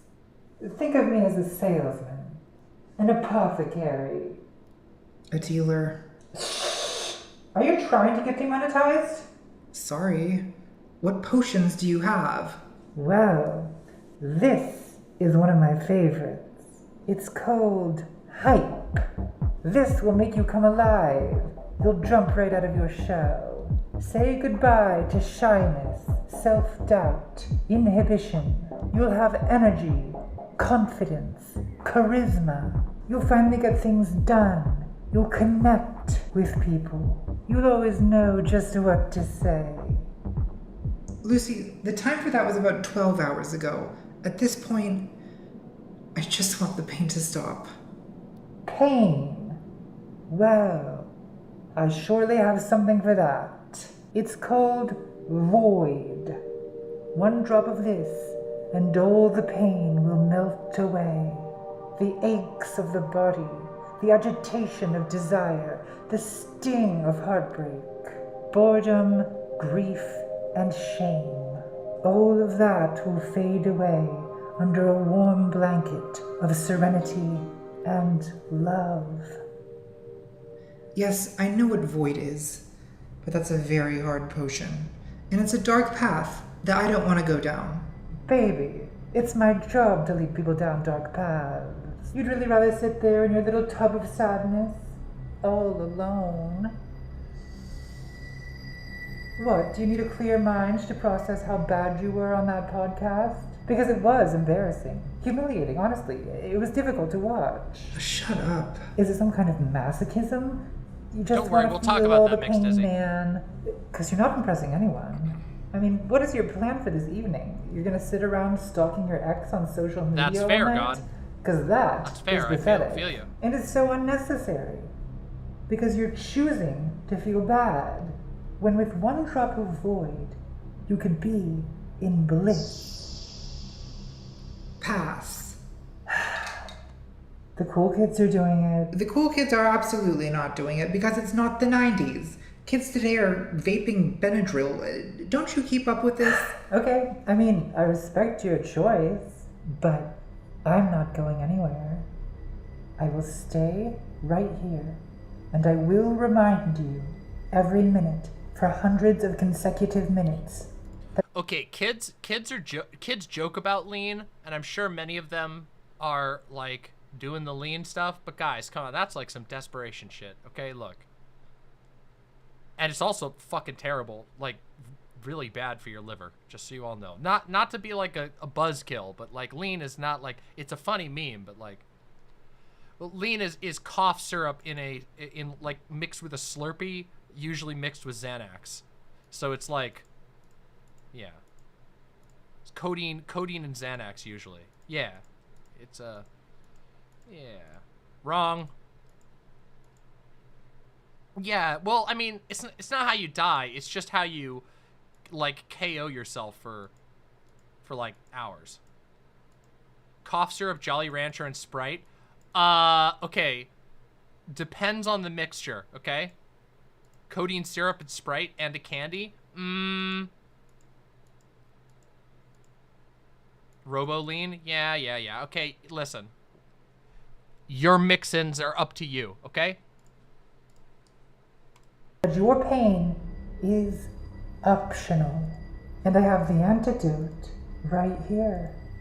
But I guess you'd just rather feel pain and shame and humiliation. Yes, of course you would be much safer smoking a joint than enjoying lean. You would be much safer enjoying a joint regularly than enjoying lean even semi-regularly.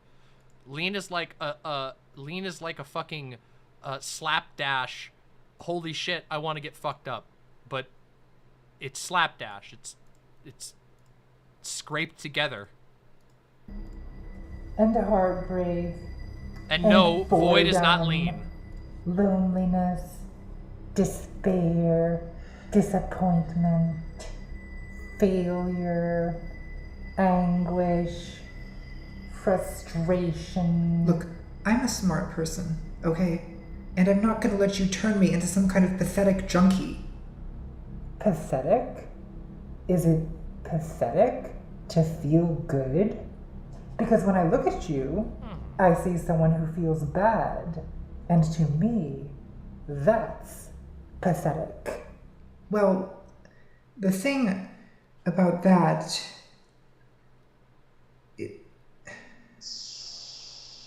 Okay, just give me the goddamn void. Well, that didn't take a lot of convincing.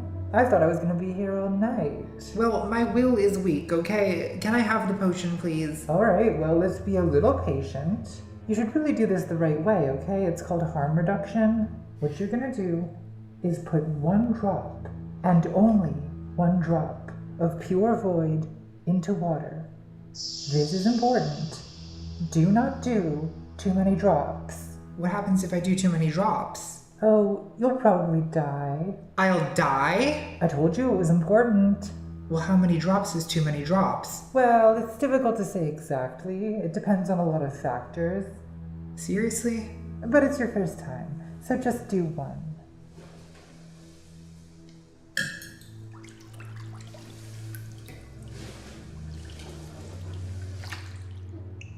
So, do I just drink it, or...? Punk C Corp says, wow, trans girls really love ourselves some drugs universally, huh? Humans love ourselves some drugs universally. I don't know. Eating things that make you feel funny is literally predates humanity. Did you guys know that like foxes and deer go and lick what are they called? Amanita fly, or no, fly agarics, I think it is. They're an amanita is what they're called. They're like a red mushroom. They're like the Mario mushroom. Deers and foxes will go lick that shit, and it gives them a terrifying, anxiety-inducing trip, but they do it anyway. Straight up. Amanita muscaria, yep. And yeah, dolphins bump into pufferfish. It's just, as it turns out, when you have a brain, experiencing altered states of consciousness is something that can be both rewarding and also pleasurable, and also it's just curiosity inducing. However, like all things, there is danger that can be involved, and people should be very careful, specifically with certain combinations. Oh yeah, and monkeys in the jungle, there's a thing called monkey juice, which is basically, in certain jungles, monkeys will store fruit in trees and then forget about it. And the fruit will, rot and then pool up inside the tree trunk, and then there'll be a bunch of alcoholic sludge, and monkeys will come find it and drink the alcoholic sludge and get drunk as shit. Of course you drink it. It's a purely fictional magical potion, utterly disconnected from any real-world social imagine issues. elephants do too. What else would you do with it? Okay.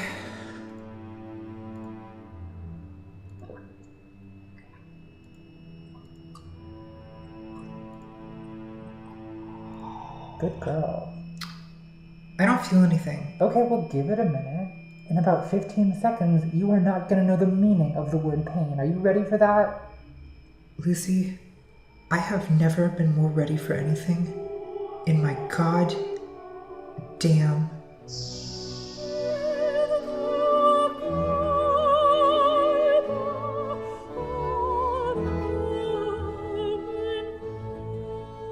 There she goes.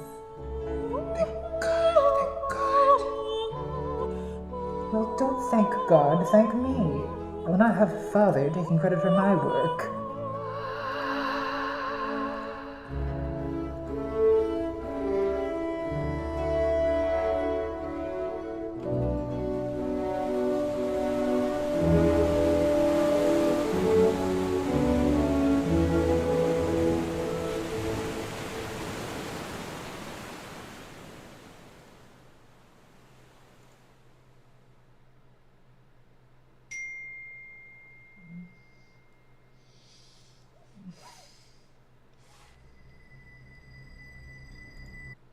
So this is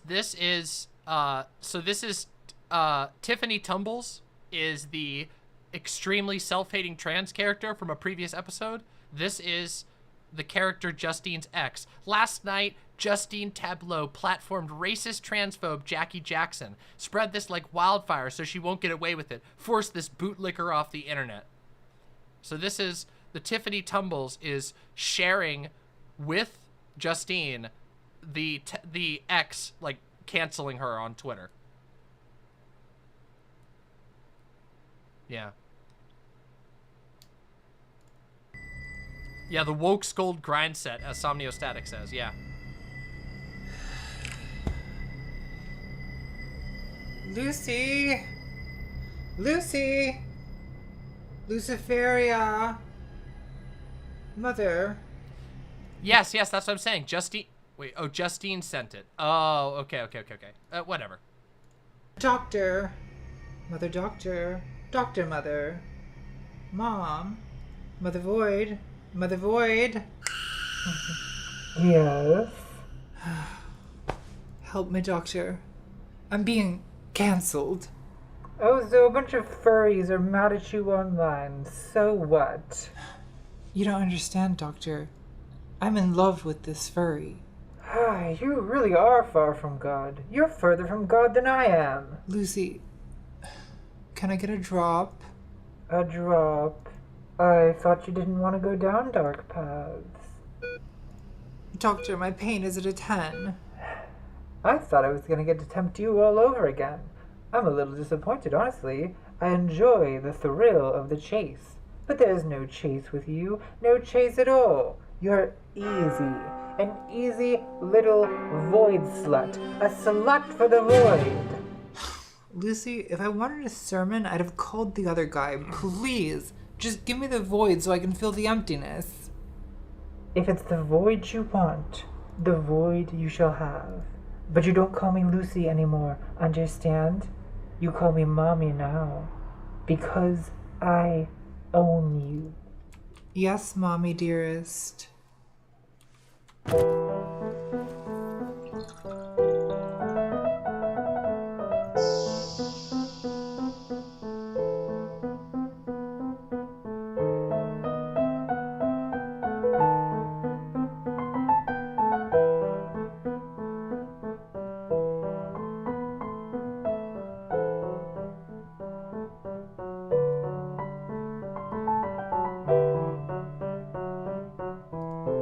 Yes, we will talk about that. Don't worry, God.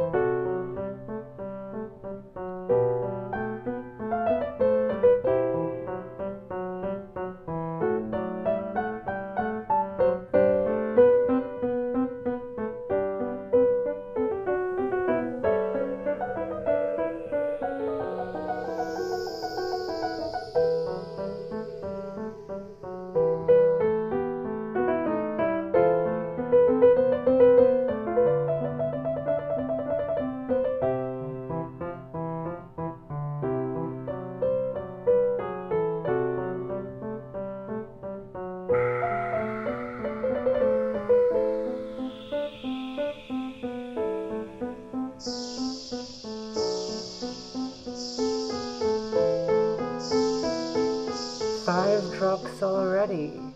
Escalating, aren't we? Well, yeah, because 1 drop doesn't really work anymore. So you're gonna do 5 drops? Just to take the edge off. I need 5 drops to take the edge off. So I'm gonna do 5 drops. Oh, wow. If it's just to take the edge off, that's a very convincing argument. By all means, continue. Well, thank you for being supportive. Cheers.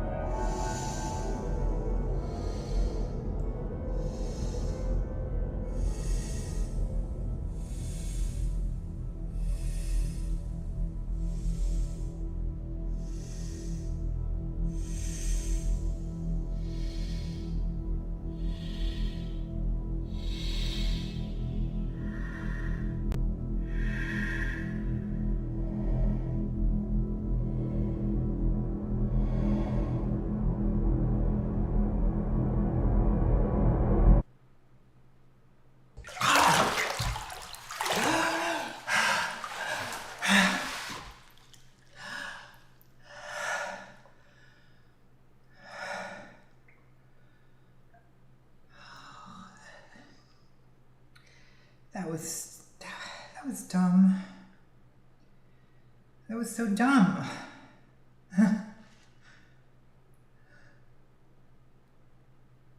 Shit. I need to quit. I've gotta quit. I'm gonna quit. Oh, you're gonna quit, are you? Yes, Mother. I'm gonna quit. Good luck. I'll quit after 1 more drop. Of course.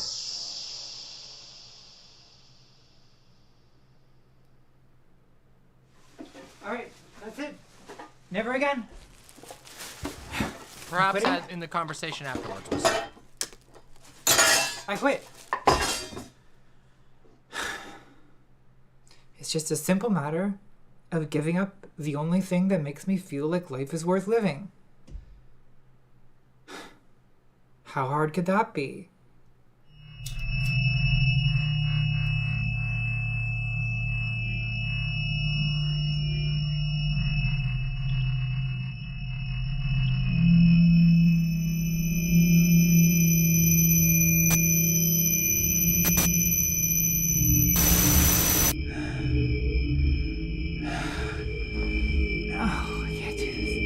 I can't do this. Shit.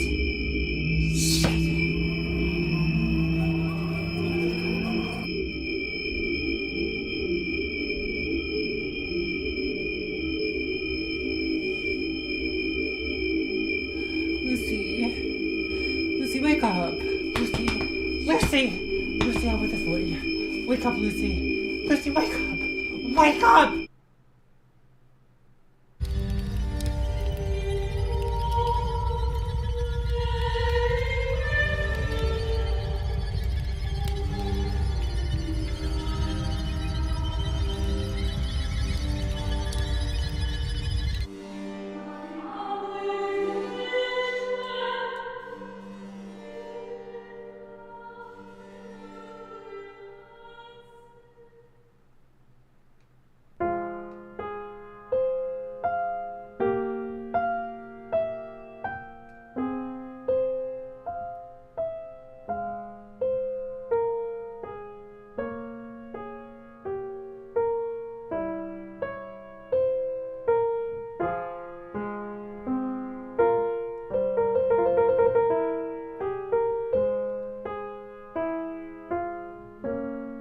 We're going to talk about all that.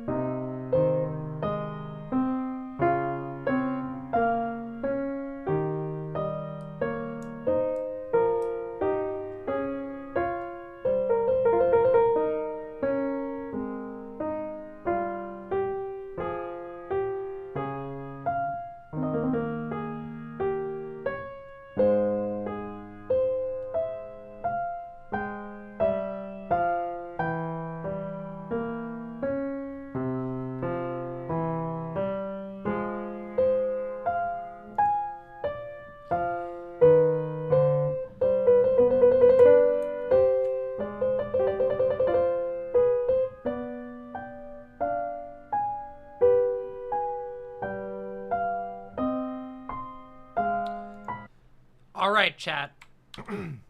You know what time it is.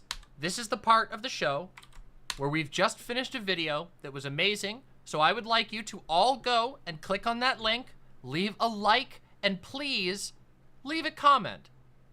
You could say Demon Mama sent me with love. You could say Imps raid with love. You can say love from the Imps. Whatever. It takes 2 seconds. Click that link. Leave a comment. We want to support other amazing trans content creators, even ones that are bigger than me. Okay? Now, I need to go to the bathroom. So while you all do this, right now, it is currently at 13,070 comments. I'm gonna come back and check those comments. I wanna see some imp comments. I have to use the bathroom, and then afterwards, we're gonna have a nice, long conversation about this video, because boy, is there a lot of things to talk about in this video, huh? I can imagine that, Neo Israfil. We're gonna talk about a lot of this. So everybody, go leave those comments. I'm gonna hit the bathroom, and I'll be right back in just a few minutes. Don't go anywhere. Be here for the conversation. I'll be right back. No bathroom song. That would not be, yeah. No. All right. Be right back.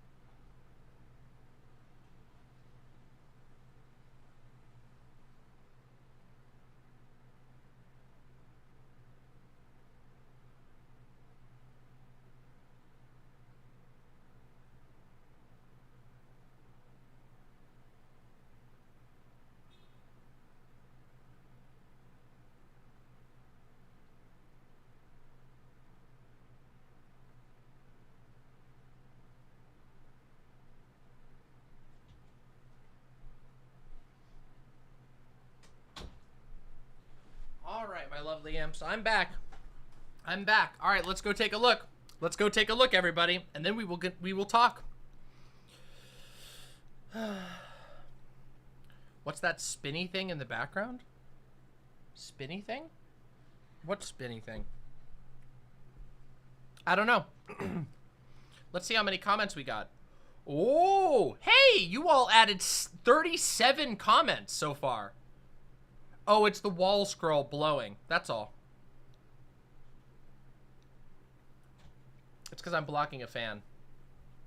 Oh, hi. You want to say hi to the stream? I bet they would love to see you. Say hi to Doe. Hi. How's it going, everybody?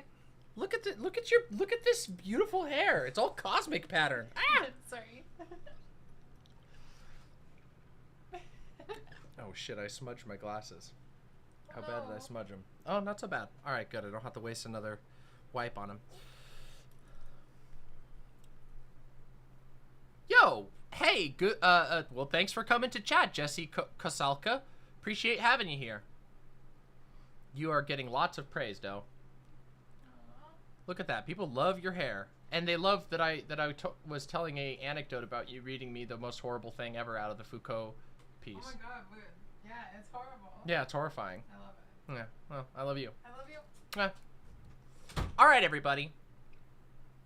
All right, everybody. It's time. Let's talk about this video. Oh, thank you so much, Natalie Marie. I appreciate that. So there's a lot to talk about. Nuts says, I have a point that, right, this video is about much more than drug abuse. Obviously. Okay, I saw some people online saying that this is like a video that's only about drug abuse, and I think that's an incredibly silly and childish analysis of the video that you would have to be like totally I feel like that's a you problem if you think that, basically. Yeah, like obviously, yes, this is a lot. We're gonna talk about a lot of this, but we have to take this in sort of chunks, or else if we don't like process this in chunks, it's gonna be overwhelming. Okay, so let's talk about the first part of the video. So in the first part of the video, oh yeah, wait, I gotta put up this little text here. Hold on, let's see. Reaction, Demon Mama, analysis, and convo. There we go.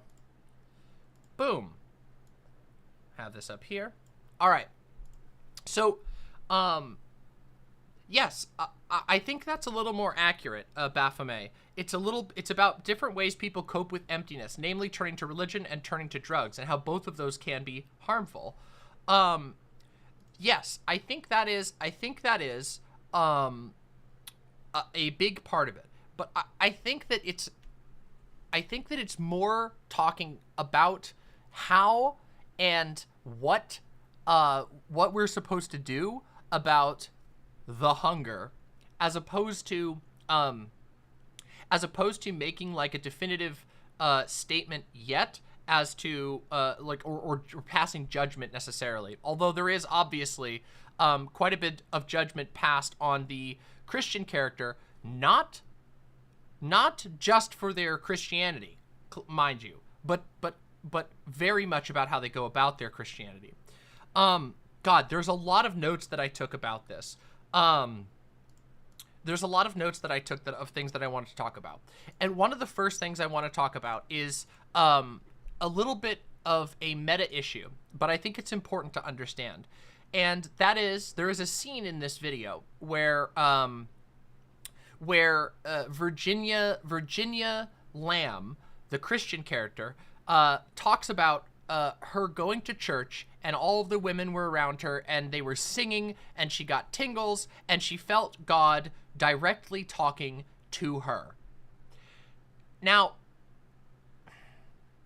there's an old joke that goes, everybody talks to God, but if God talks back, you need to talk to a doctor. It's like a joke that people say. You've probably heard this a million times. You've probably heard that exact thing a million times. That everybody talks to God, but if God talks back, you need to go to a doctor. And it's funny that people say that, and that's kind of an adage that people throw around Very free. Is that a Jewish joke? Yeah. Okay. I didn't even know that it had roots in Judaism, but that makes sense. Okay. But there's something about American evangelicalism that is so uniquely adapted to the time. Okay? And it is an adaptation. It is an adaptation of Christianity. It's an evolution out of Christianity to fit with the modern age. And in a lot of ways, it's just as dark as the sort of type of Christianity that preceded it. When we think of like crusades, and we think of witch hunts, and we think of and you think of medieval torture, everybody thinks of old school Catholic Christianity. And even in this video, there's a joke that Virginia Lamb, the Christian girl, makes where she says, oh no, those are Catholics, they're not Christians. And by the way, evangelicals genuinely believe that. They believe that Catholics aren't real Christians, that they have been led astray, usually because of corruption, because of the corrupting influences of organized religion. But to some degrees, there is truth in that, right? That in some ways, the advent of Protestantism was indeed a liberatory step for a lot of Christians, you know, going from a time where originally it was taught that the only people who can tell you anything about your beliefs or religion are priests, and priests can do that because they can read the Bible, which is in Latin, and Latin is only taught to people who join the priesthood or who are highly educated, and so the priests are the gateway to God, and they control that gateway very tightly. When Protestantism arose, it was seen as liberatory. It was saying, no, you can have a personal relationship with God. Nowhere in the Bible, this is greatly up for debate, but the Protestants claim that nowhere in the Bible does it say that you need a priest between you and God. But as you can imagine, this produces some complicated issues, right? Because if no one is between you and God, well, then you're talking to God, and it's up to you, an individual, to interpret what you see as the voice of God, to interpret what that voice that you have, to define what you believe the voice of God to be, and then further to decide what that voice is seeing you, and or is telling you. And one of the things that I really want people to understand is how deeply that part of fundamentalist Christianity goes. It is, if you talk to any true believer Christians or sufficiently invested in their Christianity, they will tell you all of these incredible times that they believe that God was speaking to them. And it varies wildly from person to person, but there is a shocking amount of religious, personal religious revelations that come via music, altered states of consciousness like drugs, via extreme, let's call them limit experiences. I'm not going to go a whole lot into details with limit experiences, but a limit experience is broadly defined as a experience that pushes you beyond the limit, like the emotional limits that you have. A limit experience can be extreme pain, extreme pleasure. It can be extreme terror. It could be extreme anger. Most limit experiences are like something unbelievably overwhelming. A limit experience, for example, could be skydiving. Skydiving could be a limit experience for some people, where it's like, oh, that is a terror that I never believed that I could cross, but I forced myself to do it. I forced myself through this fear and into this incredible experience. And the result of that is often some pretty incredible emotions. I don't think it's an accident at all that these sorts of intense experiences are often what is the sort of inception point for a lot of Christians believing that they have spoken to God. But as you can see very plainly, it's very like these are Christians. They're just making a gut check on what sort of strange coincidences or signs are relevant enough to them to be justified as the voice of God. And then after that, they decide what it is that's being said from this experience. So what I'm trying to get at here is that there is in the modern era, especially in America and Europe and Canada and nations that have like these huge media empires and everybody's on social media, let's just say there's not a lot of love for highly rigid, tyrannical styles of religion. They certainly still exist, but it's not popular anymore. At one time, people's the most exciting thing that you could possibly do was go to a big mass in the cathedral near your village, travel, for Christmas, for the Christmas mass, and you would hear singing that you could never hear anywhere else because you can't, there's no way to listen to music outside of your family members singing or playing an instrument. So there was a period in history where the church, this central organization, was able to control all access to religion and most of the access to meaningful, emotional, and spiritual experience. But we don't live in that time anymore. People don't seek a central source for all of their emotional needs. They don't seek a central source for all of their social needs. Instead, we have a hyper-individualistic society where everything from your daily life to the ads that you see on social media is tailored by algorithm to your desires, to what is perceived to be your desires. Everything is designed to sort of tailor entirely to individual people. And so religion, Christianity especially, has evolved in that way as well. And the result that we have is this God talked directly to me. This phenomenon where so many Christians believe that an emotional experience that they had was God speaking to them, and also that they are in a position to interpret what God was saying, and many of them will also conclude that not only are they sure that God talked to them, not only are they sure that they're interpreting God correctly, but also they're interpreting God in such a way that they need to tell other people to follow that. And so the result is this type is huge swaths of Christian fundamentalists, or not even necessarily people who are yet fundamentalists, the unradicalized Christians. What we see instead is just a whole bunch of people who are essentially primed for emotional manipulation. Let me explain that a little further. If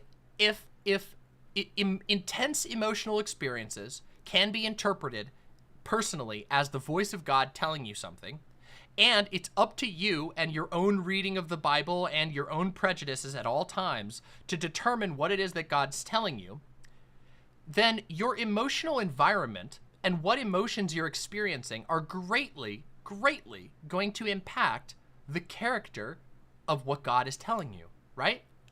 I mean, we're all assuming that God isn't literally speaking to all of these people, because I think that is an absurd notion. Maybe some people do believe that. I mean, obviously Christians believe that that's possible.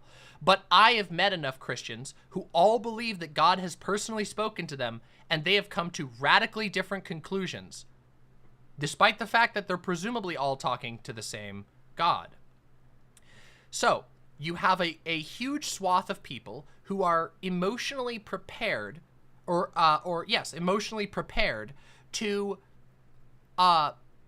essentially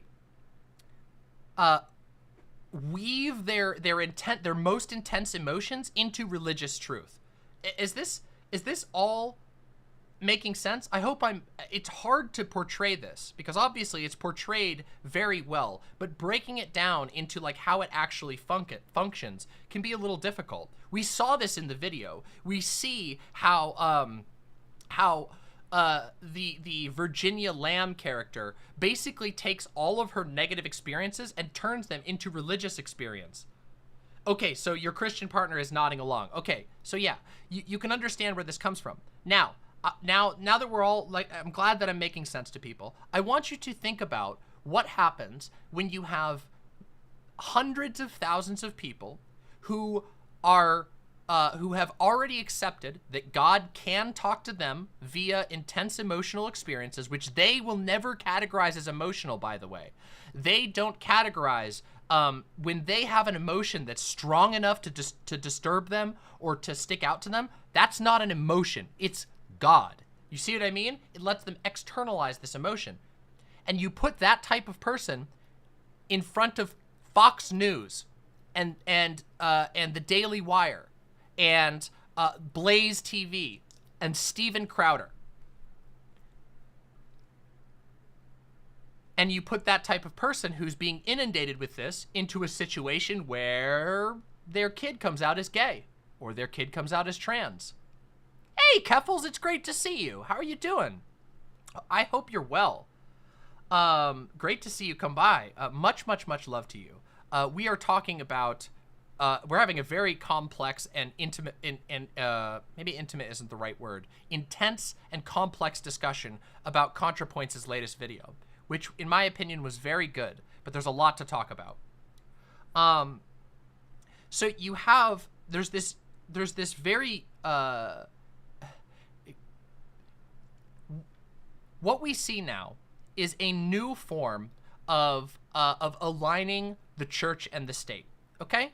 And I know this is gonna sound a little bit wild, but I want you to understand, in the past, there was an explicit relationship between the church, the Catholic Church, the Pope, and governments, the king, the emperor, the Holy Roman Emperor, the divine right of kings. The divine right of kings came from an explicit handshake between the state and religion. And we don't have that anymore for a number of reasons. And so instead now there is a daisy chain of handshakes. You have a religion that teaches you that that your most intense emotions can and should be interpreted as the words of God, that it's up to you and the people that you look to for guidance. Bink! Notice that. The people you look to for guidance to determine who God is and what God's saying and when he's saying it to you. And you have all of these very, very convenient figures like Tucker Carlson and Donald Trump, and name any charismatic right-winger who plays to Christianity in this way. You have all of these figures out there just giving advice, just advocating, just giving you guidance for your personally derived reality. And boy, oh boy, it is just, is that not just a wild evolution to witness? Is that not a wild thing for us to to see in real time? To see a religion that becomes increasingly individualistic, that literally is enabling people to believe that they're creating their own religion, that they are having a personal relationship with God, when in reality, they are just basically dipping themselves into the most manipulative messaging, and they're deliberately turning off all of their internal warning alarms.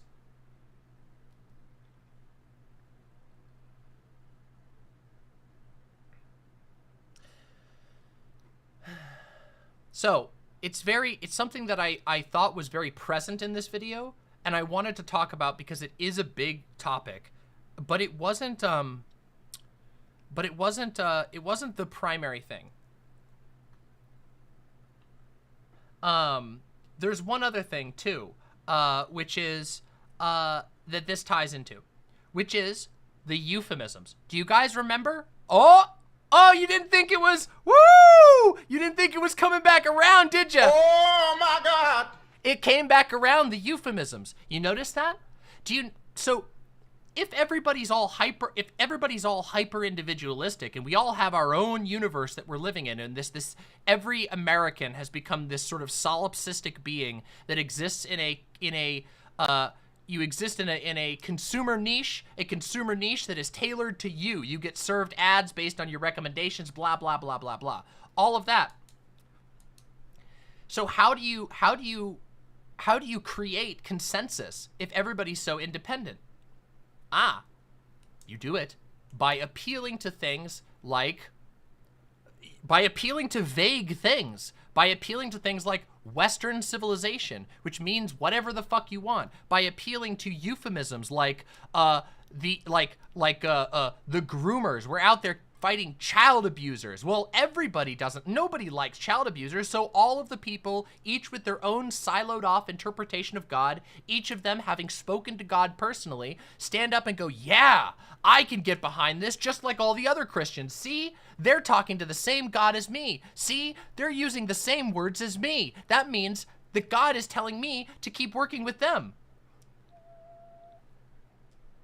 Now, that's a bad situation to find yourself in. And this is something that is, as a society, I should say, and this is something that was touched on and portrayed very viscerally in this video. And I think it's important to pay attention to, because I think that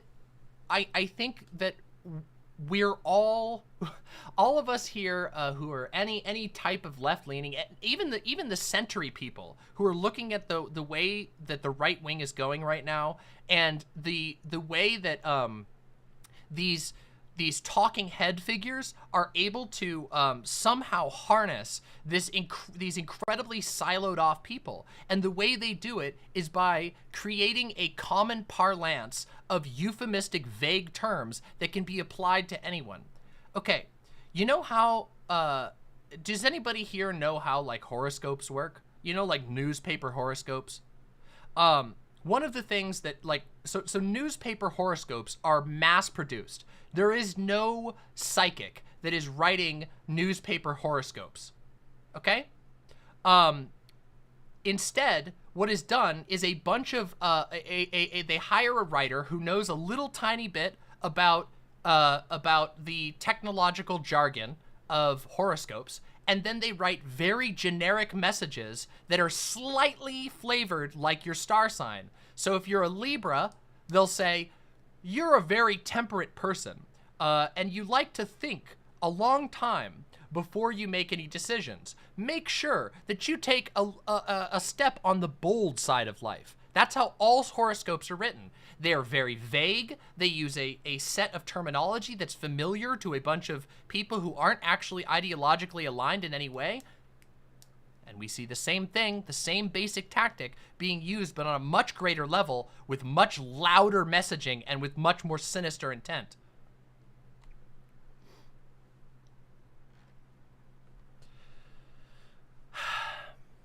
And all of this, of course, is just one part of this video that we were watching. But I think it's something that we should pay attention to. Because, again, all of us who are looking at conservatives and seeing the way that they're going and seeing the viciousness and the hate that's roiling up on the right wing of this country, and that, of course, has always been there, but that is having a shocking spike right now, as we have documented prior. We need to understand the mechanics of how our ideological opponents function. And that's who they are. That's people who believe that gay people need to be suppressed into obedience, you know, not in the fun way. Not in the fun way. Are our opponents. They are the opponents of anyone with even the vaguest liberatory politics whatsoever.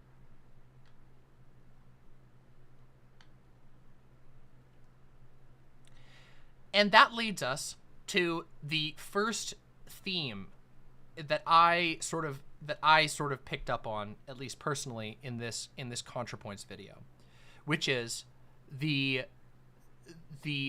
self-fulfilling prophecies of Christianity.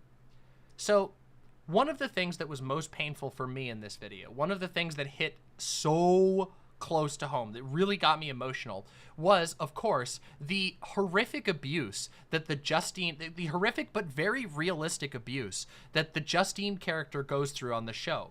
Getting dead named, getting shamed, being targeted on emotions that are incredibly common among humanity. Feelings of despair, feelings of insecurity, feelings of guilt and shame. But it's not that easy, because just like we were talking about how conservatives and Christians especially build this this passive, vague vocabulary, they do the same thing when they preach to other people. Christians, they say all kinds of things like, oh, the world is in a terrible state. There is nightmares around every corner. Look at the state of the world. Look at how bad things are. And you go, well, yeah, everybody kind of thinks that things are bad. There's a lot of bad stuff that happens in the world all the time. And then they go like this: I can see you.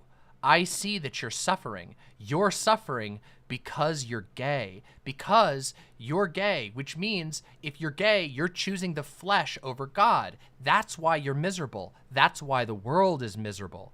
They do this, they set a prophecy, and they tell you that you're miserable because, and the part that really killed me in this video, and I think some of you will remember this exact moment. It's a moment where the Christian character talks to our wonderful trans friend Justine and says, you could have had a life. You could have had a wife and kids. You could have been happy. Are you happy? You don't even have a cat girl GF. You really call yourself happy? That's not profound. It seems profound. There is an air of almost like, oh, how did you know me so well? But they don't.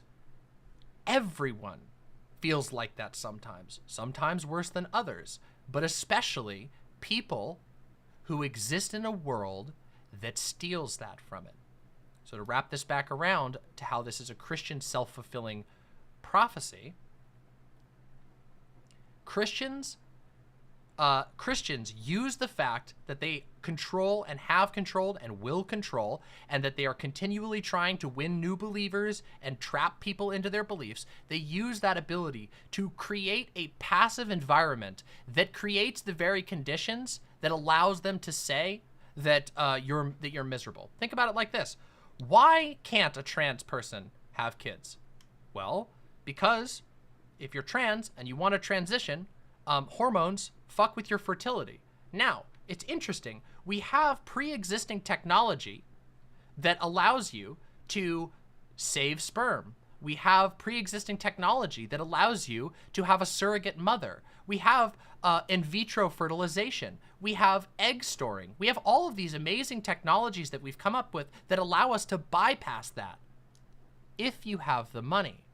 If you have the money, and you have the time to do the paperwork, and you live in a state where it's legal for you to adopt or to adopt a child, or if you live in a state where it's a state and a country where it's legal to be gay, there's all of these weird obstacles that are put in front of people living a good life. And it's not just the cost either, although the costs are very exorbitant. I know firsthand because I tried and I spent thousands of dollars. So these technologies already exist, and they are expensive, but they're not like unfeasibly expensive. But it's not just cost, because there is social stigma. There is a stigma against in vitro fertilization. There is a stigma against artificial insemination. There is a stigma against same-sex parents. There is a stigma against trans people being parents at all. And more than all of that, our whole society puts an unbelievable value on biological family relations. Biological family relations, which are defined conveniently only by the traditional family structure. The father, the mother. The Christian standard. Even the secular nations still have that enshrined in law. So, Christians create a world that makes queer people miserable, a world that makes trans people miserable, a world that makes asexual people miserable, a world that makes basically everybody who's not a straight, white, cis male miserable. And then when you suffer as a result of that world, when you suffer as the result of a world that constantly tells you that you're wrong, that constantly tears you up inside, that constantly tells you to be ashamed of who you are, to hide yourself, to go away, that you're dangerous to children, that you're perversion, that God hates you, or that God loves you so much that he wants you to stop being gay. When you have a society like that, as it turns out, gay people are going to be pretty fucking miserable. Queer people are going to be pretty fucking miserable. And then they come along, offering you religion, a very, very conditional form of salvation, a conditional and painful form of salvation, a conditional, painful form of salvation that conveniently requires you to reconstruct their vision, their patriarchal vision of the world. They're asking you to kill yourself. That's what the ultimate question, that's what the ultimate argument of Christians is. If you are not willing to kill the self, to become a good Christian subject, even if that isn't genuinely you, then you're going to go to hell. And not only that, you're dangerous now. And we're going to torture you, and we're going to punish you, and we're going to mock you, and we're going to abuse you, and we're going to discriminate against you until you realize that killing yourself is the only answer. That's what they say. That's the argument. And so a lot of people, following rule number 1, do not die, turn to something else. And that's where the second part of this video comes in. Because as it turns out, if you live in a society where there are a bunch of heinous, self-righteous, literally self-righteous, people who believe they've spoken to God, and God told them that their prejudices are correct, there's a bunch of these people going around actively making a lot of noise, actively yelling at, insulting, and hurting trans people, making it scarier for trans people to be able to exist in public, making it scary for people to stand up for trans people, making it painful, all of these things. They're building up all these little pains, some of them big, well, some of them are big, not all of them are little. Some of them are micro, some of them are small pains and medium pains, and other ones are huge pains. And they're constantly projecting this outwards to the degree that even when they're a minority, because of the state of the world, because Christianity is already it's already spread so far and it's constantly being pushed, there is this pressure. There is a passive miasma of fear and discontent. And if that's the world that you live in, and you are gay, or you're trans, and that's not just a small desire, which is what we're going to talk about next. You live in a world that is perpetually chafing at you. You live in a world that is perpetually cutting at you. Sometimes big cuts, sometimes little tiny cuts, but nonetheless, everything starts to hurt. And if everything starts to hurt, a drug or drugs that allows you to alleviate those pains or avoid them or transform them becomes incredibly attractive. It's rational that you would seek that out. It's supremely rational. It's so rational that it's so rational that in order to justify further persecuting people who run towards drugs, it's become a moral issue.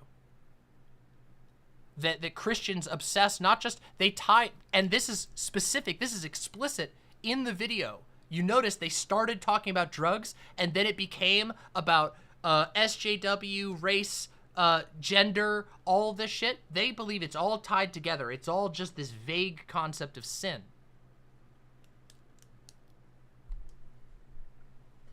And so, like I said, for many people, it becomes a rational decision to try to avoid that pain, to live some type of life. Because if you're living in a state of pain and rejection and absurd, bewildering rejection, being bewildered because you happen to like a body type that some random religion from the past says that you're not supposed to like for some reason, you know, if that's if that's where you are, it's a rational decision to seek out a way to continue living that doesn't involve you dying and doesn't involve you giving in to the absurdly imperial and hegemonic behaviors of Christianity. Does that all make sense? Yeah, rule 1. We talked about that.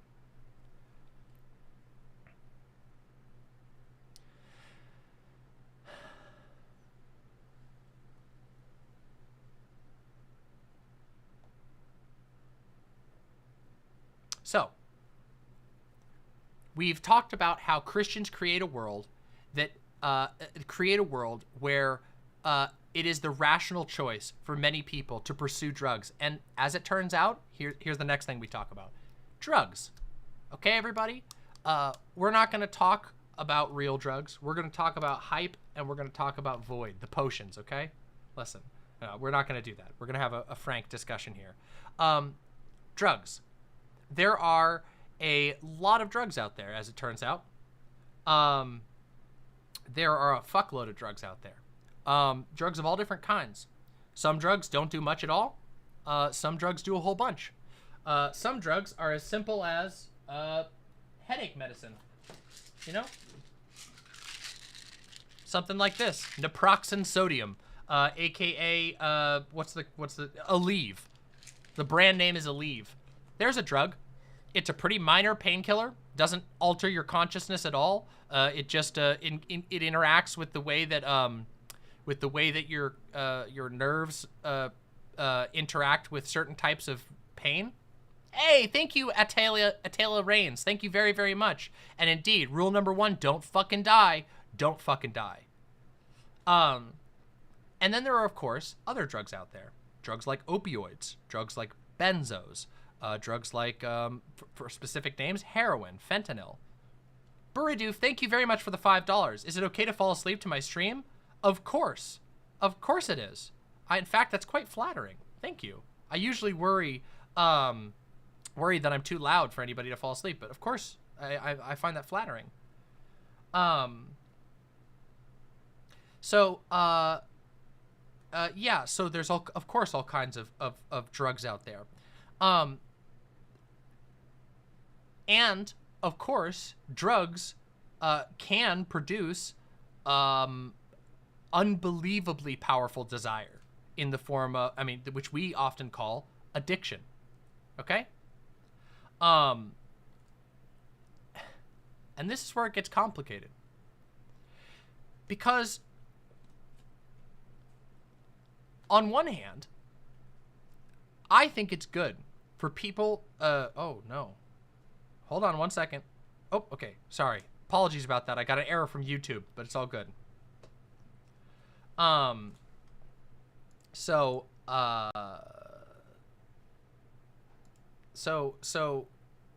Sorry, I'm getting distracted by the YouTube alert. Let me catch my thoughts here and reorganize. Okay, so addiction. Okay, so drugs. Christians love to condemn all drug use. And it's very weird because Christians actually, believe it or not, didn't used to be super anti-drug. They weren't even super anti-alcohol. They were anti-drunkenness, which in like medieval and pre-medieval times, drunkenness was like you're sloshed off your ass, not like mild drunkenness. In fact, everybody knows that both Lutherans and Christians and Catholics are very much traditionally enjoyers of beer and wine, respectively. And monks would literally make beer. It was monks that developed most alcohol making attempts. Christian monks would create alcohol of all kinds of different types. So Christianity hasn't always been anti-drug, but of course they are now, because that provides them a way to further manipulate those emotions we were talking about, to override any other form of reason, any other form of religious reason, of even spiritual reasoning or emotional reasoning, and replace it with guilt, with shame, with submission to their belief, to their God, to the Father. So we live in an era where addiction and drugs in general are heavily criminalized and heavily morally heavily morally policed as well. So in our society, most people like grow up hearing that drugs, like all drugs are bad. Like it's and that's of course a ridiculous position, because we take painkillers for surgeries. We take painkillers for all kinds of things. There are all kinds of reasons to consume a drug that aren't just recreational. And even some recreational drug consumption isn't just recreational. There's a greater reason for somebody doing it. Maybe they're trying to think about something and they want to experience a different state of mind to think about that thing. Yeah, therapeutic. But in our society, of course, there's all of this morality that's placed around it. And it's convenient for Christians to always make it a moral issue. Because I think that we can all acknowledge that there are some pretty major risks to a lot of drugs. That there are severe dangers to painkillers, opioids especially. Benzos are two great examples of drugs that are highly addictive and devastating. Alcohol, another drug, highly, one of the most addictive drugs on the planet. Alcohol, and withdrawals from alcohol, addiction to alcohol, is a massive killer worldwide. So we know that these things are bad.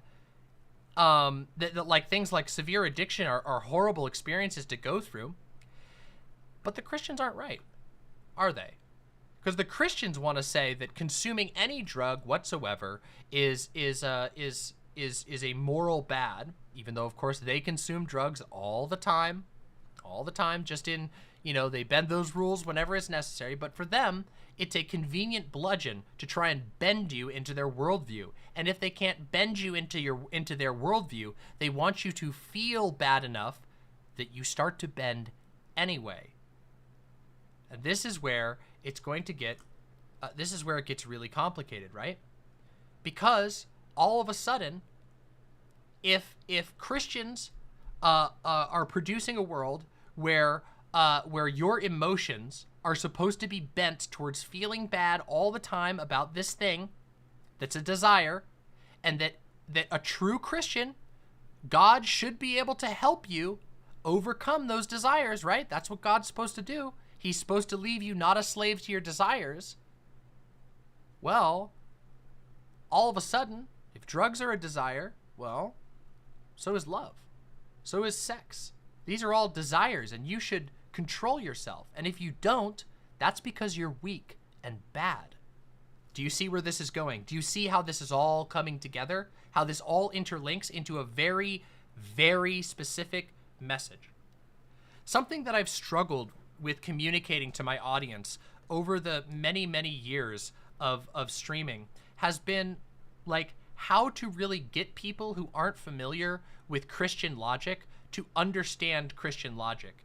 And it's funny to even call it Christian logic. It is a form of logic, but it is very, very emotional. It is very informed by emotion, and it is very, very informed by prejudice. In extreme Christian circles, indoctrination is everything.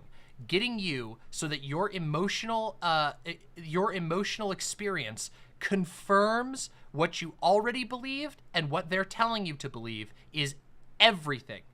That's why there's in extreme religious groups, they try to isolate you from friends and family. They want to remove all other forms of reason. And I don't mean just like logic, all other forms of reason that aren't the shame, guilt, and submission-based emotions that are, and anger and hate, that are required to produce an effective Christian.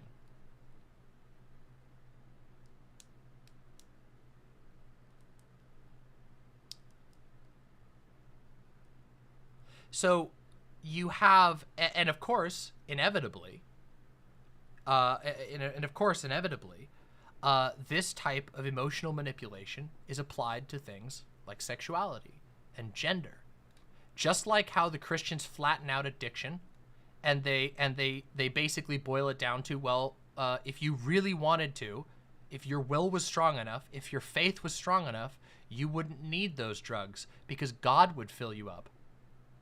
And by the way, to make this very real, the cult that I grew up in, do you want to know one of the things that they ran? They ran a rehab center.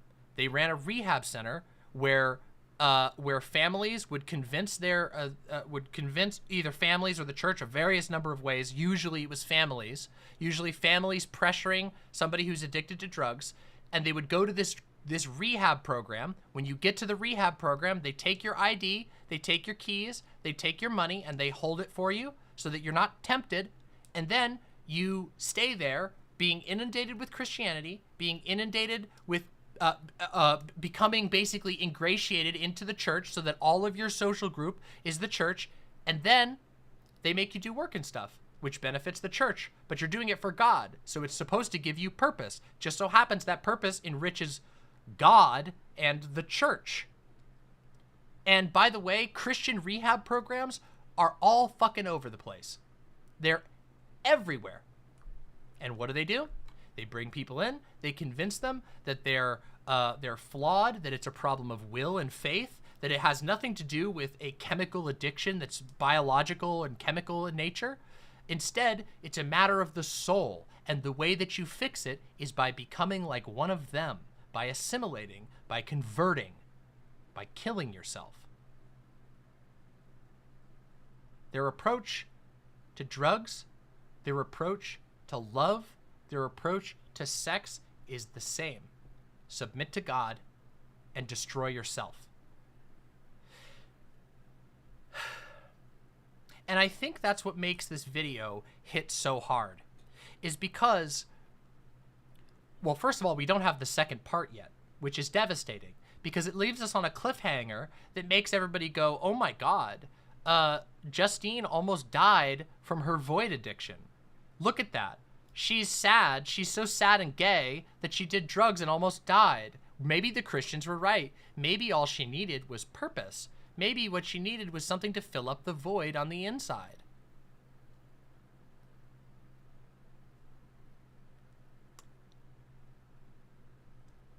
Isn't that interesting?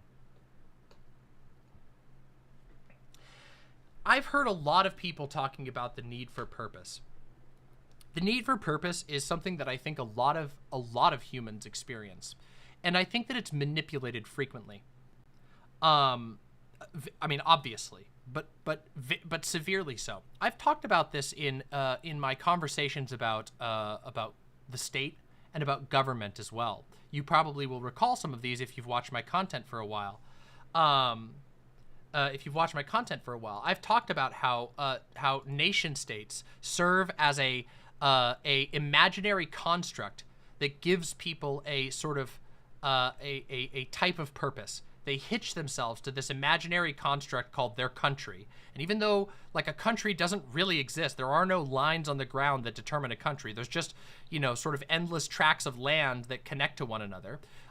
They hitch themselves and they can fight. They can be patriotic or whatever. They can believe in my people and my country. And religion does the same thing too. You have a God, eternal love. You're fighting to win eternal love. All your suffering, it's nothing because you have a purpose. But purpose is not so simple as just slotting in a popular religion. Purpose is not so simple as just slotting in the state. Purpose is a infinitely complex and perhaps even nonsensical desire that humans find in themselves, and it can be satisfied by a lot of things. A very personal example, I feel a certain sense of purpose fulfilled every time I stream, because when I come and talk to all of you, I am having a good social experience. I am giving you all a good social experience. We're learning and talking about things. We're laughing. We're feeling things. We're exploring the world around us. That is something that's fulfilling for me. But is that really a purpose. Maybe it's a type of purpose. Christians and conservatives of all stripes, really, but specifically Christians are very good at it. They want you to believe that all purpose is the same, that there is a single void inside all humans that can be filled up by their magical answer. In their case, the magical answer is God. Some people might convince you that drugs are that answer, but the truth is there isn't just a single heart. There isn't like a single void inside of all humans. We have similar experiences. We have similar yearnings. We all feel a certain amount of pain and sadness and yearning and desire and need for direction and purpose, but it's not the same. And it's not even always just one thing. Some people have needs for many different types of inputs to fulfill a sense of purpose. Some people won't be satisfied doing one thing or another. And it's funny because, you know, Christians do understand this, right? Because Christians don't deny that, like, humans have different callings, as they'll call it. You know, some people are artists, some people are musicians, some people are speakers, some people are laborers. They're really good at that certain thing. So they don't even, you know, Christians don't even entirely, like, acknowledge that they already recognize that humans are multifaceted creatures with many different types of desires that take many different shapes. And even if some of the mechanics of desire are the same, like, for example, how I love my partners gaily so fucking unbelievably strongly, it's more powerful than any other emotion that I've ever experienced. That is and when they're gone, I miss them and I want them. That's a desire of incredible power. And it has certain mechanical similarities to how I desire food or how I would desire certain types of drugs, like you know, if I don't take my Adderall, you get withdrawals. If you you know, if you don't have a cigarette, you get withdrawals or whatever. But they're not the same. Even if they have some similar mechanics, they're very different in nature. Their context is very different. But of course, Christians don't really want that to be the case. Christians and conservatives don't want that nuance to exist. They want it to be vague. They want to euphemize it so they can deny it and use it as a form of behavior control, as a form of personal domination, interpersonal domination. And then that leads us really to the second part, which is the drug addiction. The sad reality of what can happen, which is that sometimes life is so painful that you really don't know what else to do. And sometimes it starts as deliberately out, like, seeking to defeat a specific pain. Like, for example, let's say you have a severe surgery and there's a complication and it leaves you in pain for 6 months. You are going to seek painkillers, most likely, to defeat that pain. And by the end of those 6 months, you are in almost all likelihood going to be addicted to those painkillers. You sought that drug out for a certain reason, but now your brain is chemically addicted to it. Maybe it was a recreational thing. Maybe you just wanted to have fun and you end up getting addicted to something like one of the stronger drugs, like Void, or you know, heroin, opioids, these highly addictive drugs, or benzos. Maybe it was maybe you had a horrible breakup, or maybe you were thrown out by your family. That happened to me. And it was fucking agonizing, and I've never stopped. Like, there's never been a day of my life where I haven't been I haven't been reminded to some degree of the pain of getting literally kicked out by my family. Maybe you seek those sorts of things. Maybe it's cocaine. Maybe people go after cocaine. Maybe it's because you work fucking 3 jobs and you need to stay awake so you can make your money and get out of that hole. But by the time you're starting to get out of that financial hole from all that work, you're addicted. There's a million different ways. Maybe you could be like half of the people with ADHD in this country who struggle or are put through extreme pain to try and function in a society where the only way to do so requires you to basically take a drug that's equivalent to meth. There's a lot of ways you can get there, right? And what Christians want you to believe, of course, as we said before, is that that if you're addicted, it's a moral failing. That you are not, you lack the willpower and you lack the faith to actually overcome it. But of course we know that's not the case. And of course we know that a lot of people experience a lot of very real pain, end up with severe addictions that endanger them.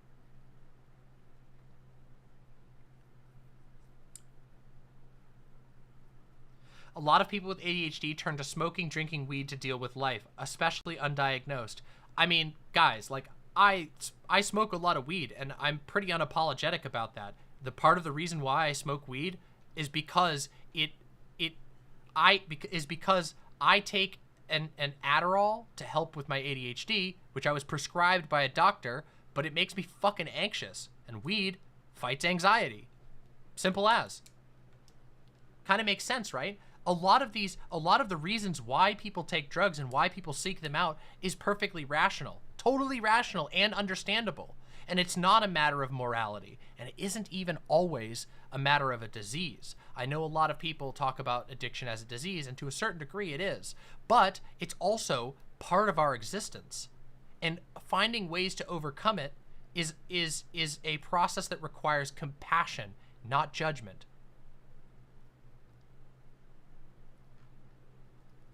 And I think that's sort of the second part, right? The second part is showing, like, what can happen. It's a sort of study of what happens when you put somebody who is perpetually bombarded with assaults on the core of their being, right? Justine's character is trans. Justine's character has clearly been through a lot as a result of being trans, has clearly been through a lot as a result of being gay. And in the video itself, we see Justine basically tank a whole bunch of extreme aggression, extremely hateful, prejudiced aggression, not at her as a person, but at what she is. A trans person, a gay person. That's what we see. And what we see in the second half is what happens when somebody who's subjected to that all the time has nothing else.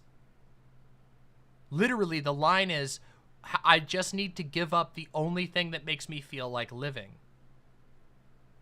That is a very difficult position to find yourself in.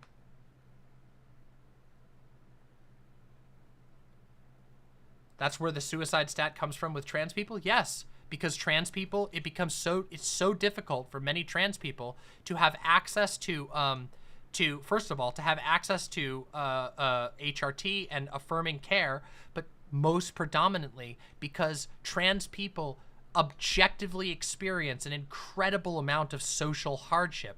Trans people are more likely to be harassed in public. Trans people are incredibly likely to be discriminated against for jobs. Trans people are very likely to personally experience transphobia in their daily lives. And above all else, trans people are remarkably likely to be disowned by their parents.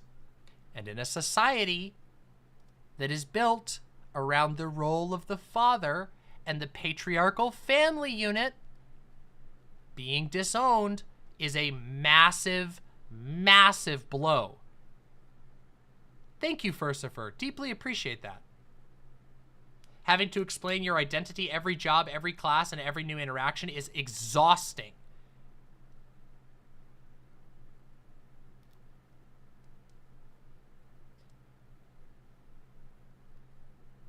So what I'm trying to say is that the resounding message of this is not that the Christian was right, but rather that we should be understanding as to why you could get to that position, because anybody could. It's incredibly, incredibly easy to become addicted to a drug. It's incredibly easy. Fuck. You want to know? I'm going to tell you a story about a family member. Let me tell you a real quick story about a family member. Okay? I had a family member who had to get a double knee replacement because of genetics. their knee, they had a genetic degenerative knee condition, okay? And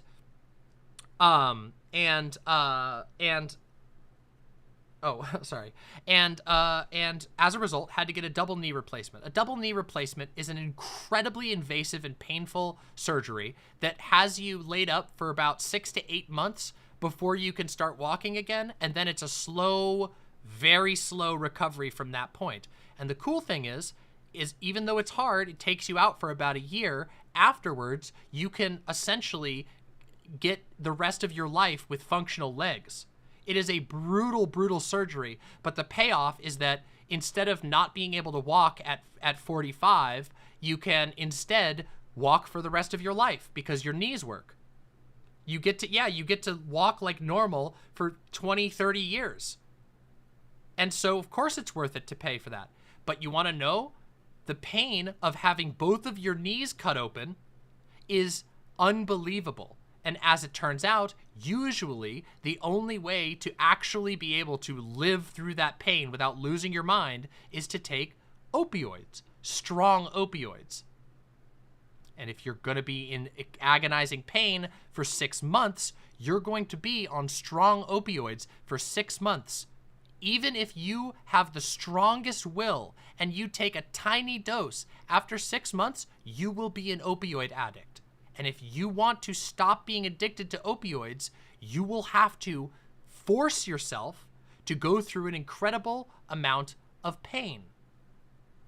Because quitting an opioid, because of the chemical, is very difficult. And if you live in a society that judges you for being an addict, regardless of why or how or what that even means, and a society that doesn't provide a lot of support for people who are addicted, doesn't provide a lot of counseling for people who have had a 6 months of agonizing pain and had to use hardcore drugs to get over it, well, you end up with a society full of people who are unable to bring themselves to quit, who are addicted.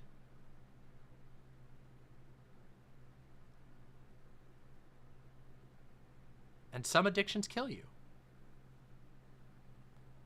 Some types of addictions, to painkillers, to benzos, can kill you because your body builds up tolerance.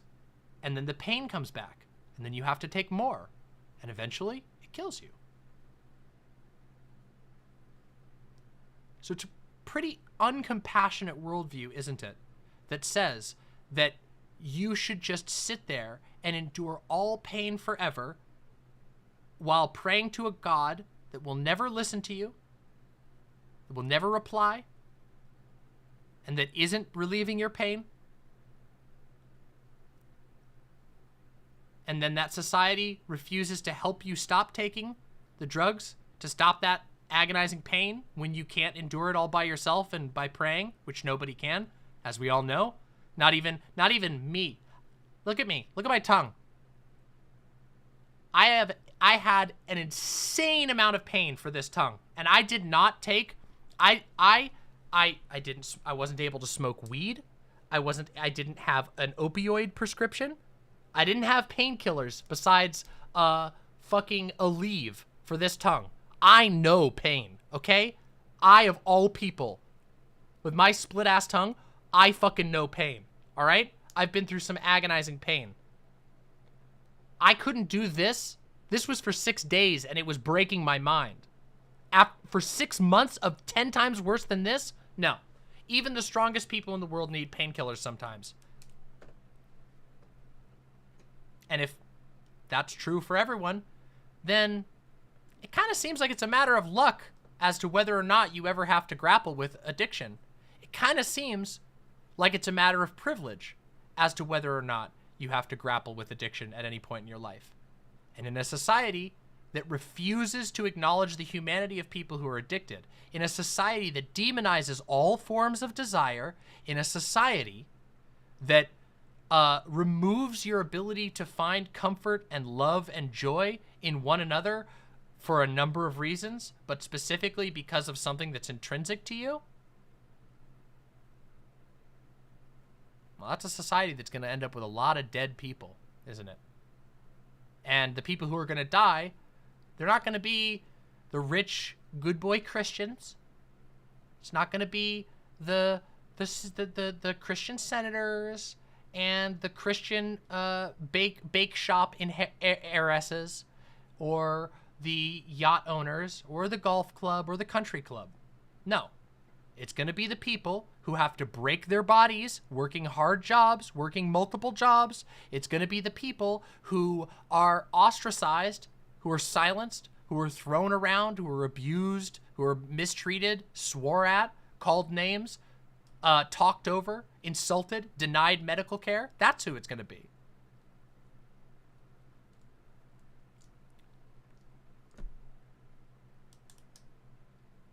Yep. So there's a lot going on in that video, huh? That was a hell of a rant. I recognize I went off on a hell of a tear, but I've been stewing on this video for like what, 5 days now? I've been thinking about what I wanted to say about it and what I wanted to talk to you all about, because this video hit me really hard.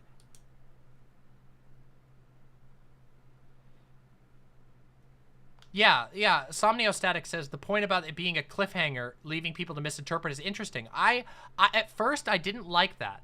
And I thought about it again, and having watched it a second time, I changed my mind.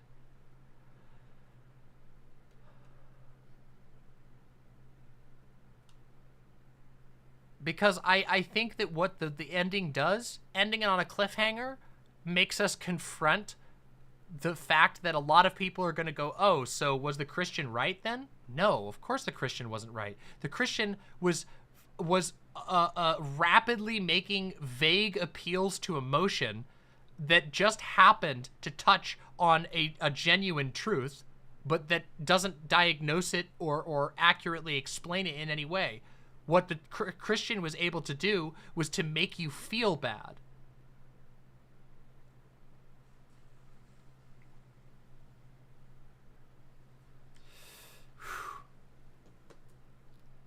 I hope all that I said made sense. Sometimes I hope that I'm not too ADHD for everyone to follow. But like, I feel like I touched on everything that I wanted to touch on there. It's just really complicated.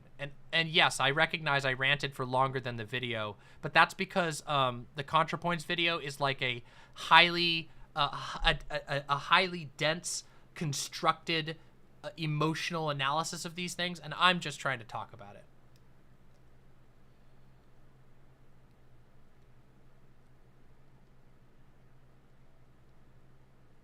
And that's true to a certain degree, psychosocialism, especially Christian evangelicalism. Psychosocialism says God is a drug of pride, just sublimation again. And there's a certain truth in there. Christians do get high, but they get high off of like really weird social engagements, usually that involve like lots of music and exertion. Like I said, the limit experience thing. Oh, don't you worry, Somniostatic. I have some big ideas for the new studio.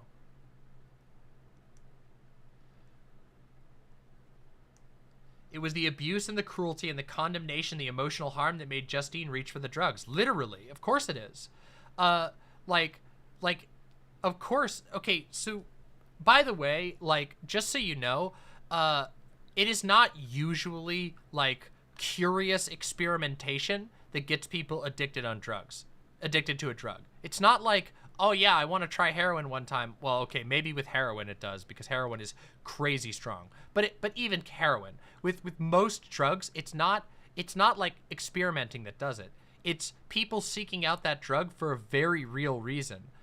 In Justine's case, because she is perpetually subject to an unbelievable amount of transphobia and homophobia and judgment and castigation and punishment, and also is ostracized from a queer community that is important to her. David Cookmeyer, thank you very, very much for the $10 super chat. As someone training in medicine and who has actively treated those suffering from addiction, I really appreciate your thoughts here. And yes, everything you've said makes sense. Thank goodness. Thank you so much for your incredibly generous $10. Neo Israfil says, she's taking a painkiller for the pain. It's simple as. Anyone should be able to understand that feeling. I agree.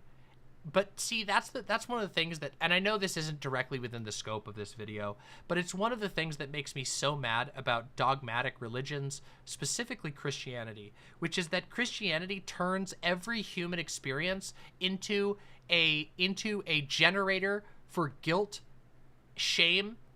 and shame, which fuels submission. Everything, every human emotion is weaponized by Christianity to further commit you to the structure. And there's reasons for that, because if you're fully committed and there's somebody who can, determine the voice of God, then you're useful to those people. But more so, you're useful even if you don't obey the orders of your pastor. You're useful even if you don't explicitly obey the orders of Tucker Carlson or any other modern day Christian priest, because that's what they are. People like Tucker Carlson and Steven Crowder are the modern day televangelists. People who are like that are useful because they're spreading a worldview. They're repeating that aura that drives people to that level of pain. And I guess my takeaway is, let's fucking destroy that shit. That's the conclusion. You ready for the hottest Demon Mama hot take ever? Let's fucking destroy it. Let's stop living in a world that's like this. Let's stop believing in Christianity. Let's stop standing by and acting like Christianity and these other dogmatic, oppressive religions are a normal way to be. Let's stop acting like nationalism and hyper-patriarchy are things that are acceptable or excusable. They're not. Let us not be afraid to move towards a genuinely better world. I think something that a lot of people fall into, and I understand why, is that sort of that adage, the devil you know is better than the devil you don't. But that's not always true. When we look at the devil that we know, a society that is ruled by this horrific structure of dominance and submission. And I mean that not in the sexy way at all, not even a little bit in the sexy way. I'm talking about a society that is so it's like an Ouroboros. It is a self-reinforcing perpetual machine. And what does it produce? Elon Musk and Jeff Bezos. Those are the true gods of the modern system. They are the main beneficiaries. Christianity, this world, it's not just Christianity, but it is mostly Christianity. Let's be real.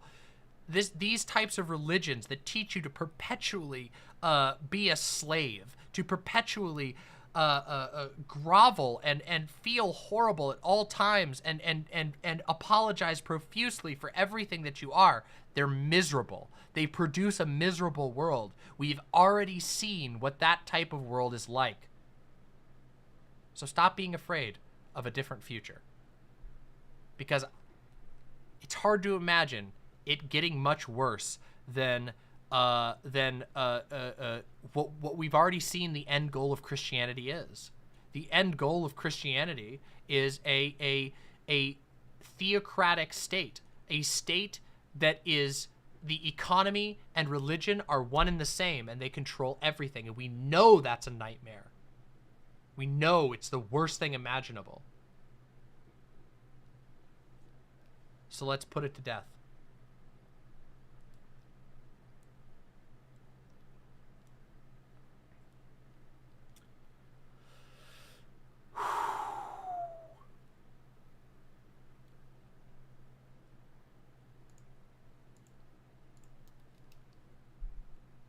Damn. Need a breather after that. Holy shit. I still have so many thoughts, but I gotta like...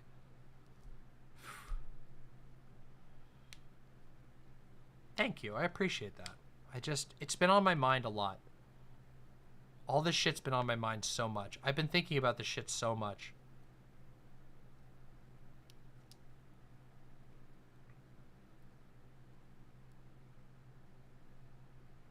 What do you think about the split between the father that Virginia follows and the mother that Justine falls to? Well, the mother is not even a god. It's just a tempting alternative. Lucy isn't like real. That's the thing. Lucy is just a sexy, a very sexy embodiment of the temptation of drugs. Hello.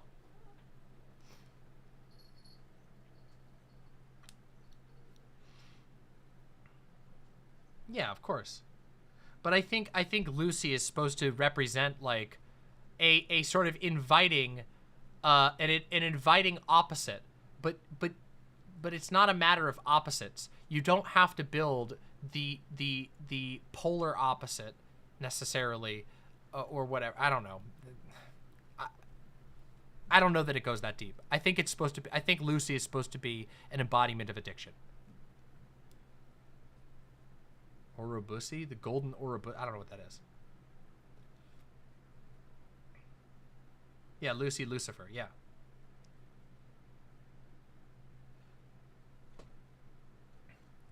And oh yeah, there's one last thing I want to talk on before we go to the next thing, which is that right there. This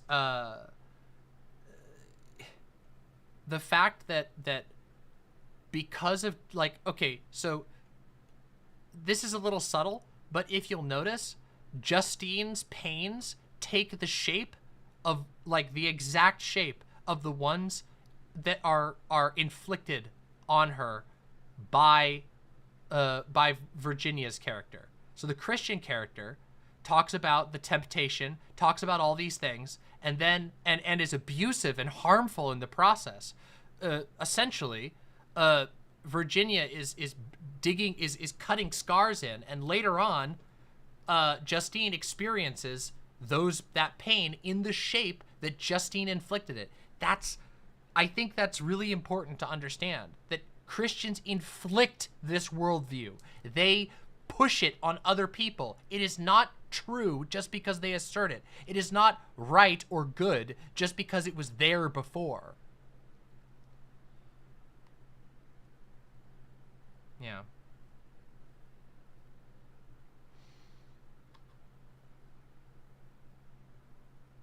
You sell us a cure to a disease of your own invention. Yeah. But I think that, like, sometimes it's easy. We remember this, but we forget like what it actually looks like and how it unfolds.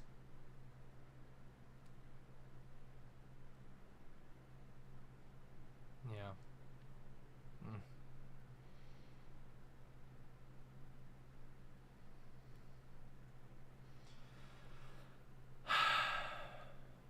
What time is it? It's almost 1 a.m. All right, everybody.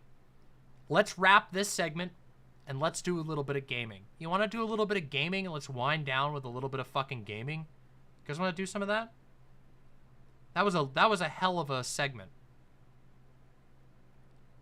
What game? Well, that's the ultimate question, right? We have to decide what game we're even going to play.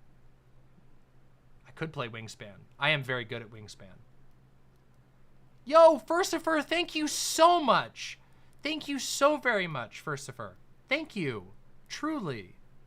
You all make this possible. Remember, again, please like and subscribe and join the Discord. This show is 100% viewer supported. I don't get sponsorships. I don't do anything like that. I put all my own money into this.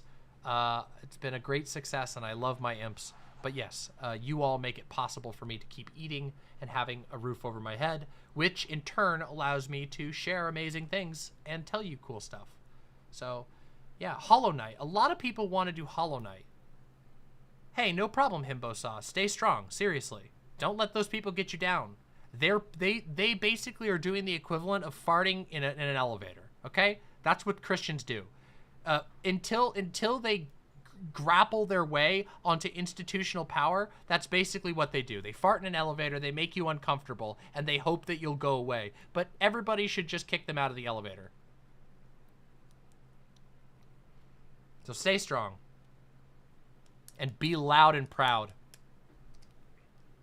All right, everybody, let's think about what games we can do. I am very tempted to play Hollow Knight. I love Hollow Knight, and it's fucking good. And I am wearing a Hollow Knight shirt. I could do Wingspan. I have beaten Hollow Knight, yeah.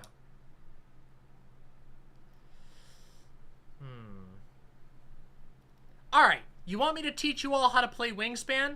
You want me to do the Wingspan tutorial? Let's do the Wingspan tutorial. It's gay enough. All right, we're gonna do the Wingspan tutorial. It's Wingspan tutorial time.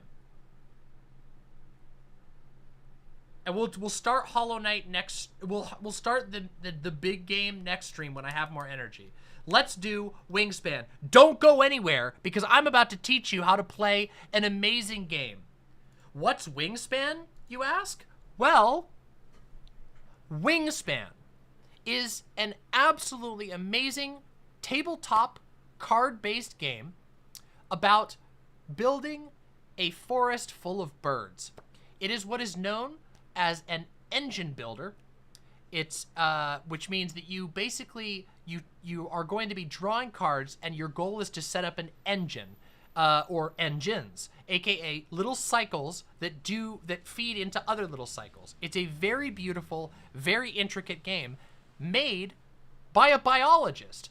It is also the #1 rated family game of all time on Board Game Geek, which is an incredibly prestigious prestigious award to have. It's very rare that the classics get unseated, but this game is that good. Now, luckily for all of you, there is a digital version of Wingspan that is absolutely amazing. However, there's one small issue with the digital version of Wingspan, and that is that it's a little bit harder to learn than the physical edition. Thank goodness I'm here to teach you how to play Wingspan. So, without any further ado, let us boot up, play, and learn how to play Wingspan. We're going to do that right now. Let's bring it up. I will sell you this game so hard. I will sell you this game so hard, okay? So, here we go. 1 minute, real quick. Wingspan. First of all, feast your eyes. Wait a minute. Hey, get out of here. Feast your eyes on my incredible playtime. I have 196.9 hours played in Wingspan. Why do I have 196.6 hours played in Wingspan? Because Wingspan is addictive and incredibly fun. Say goodbye to Hearthstone. Say goodbye to Magic the Gathering. There is nothing more satisfying than the incredible replayability of an engine builder like Wingspan. Do you like roguelikes?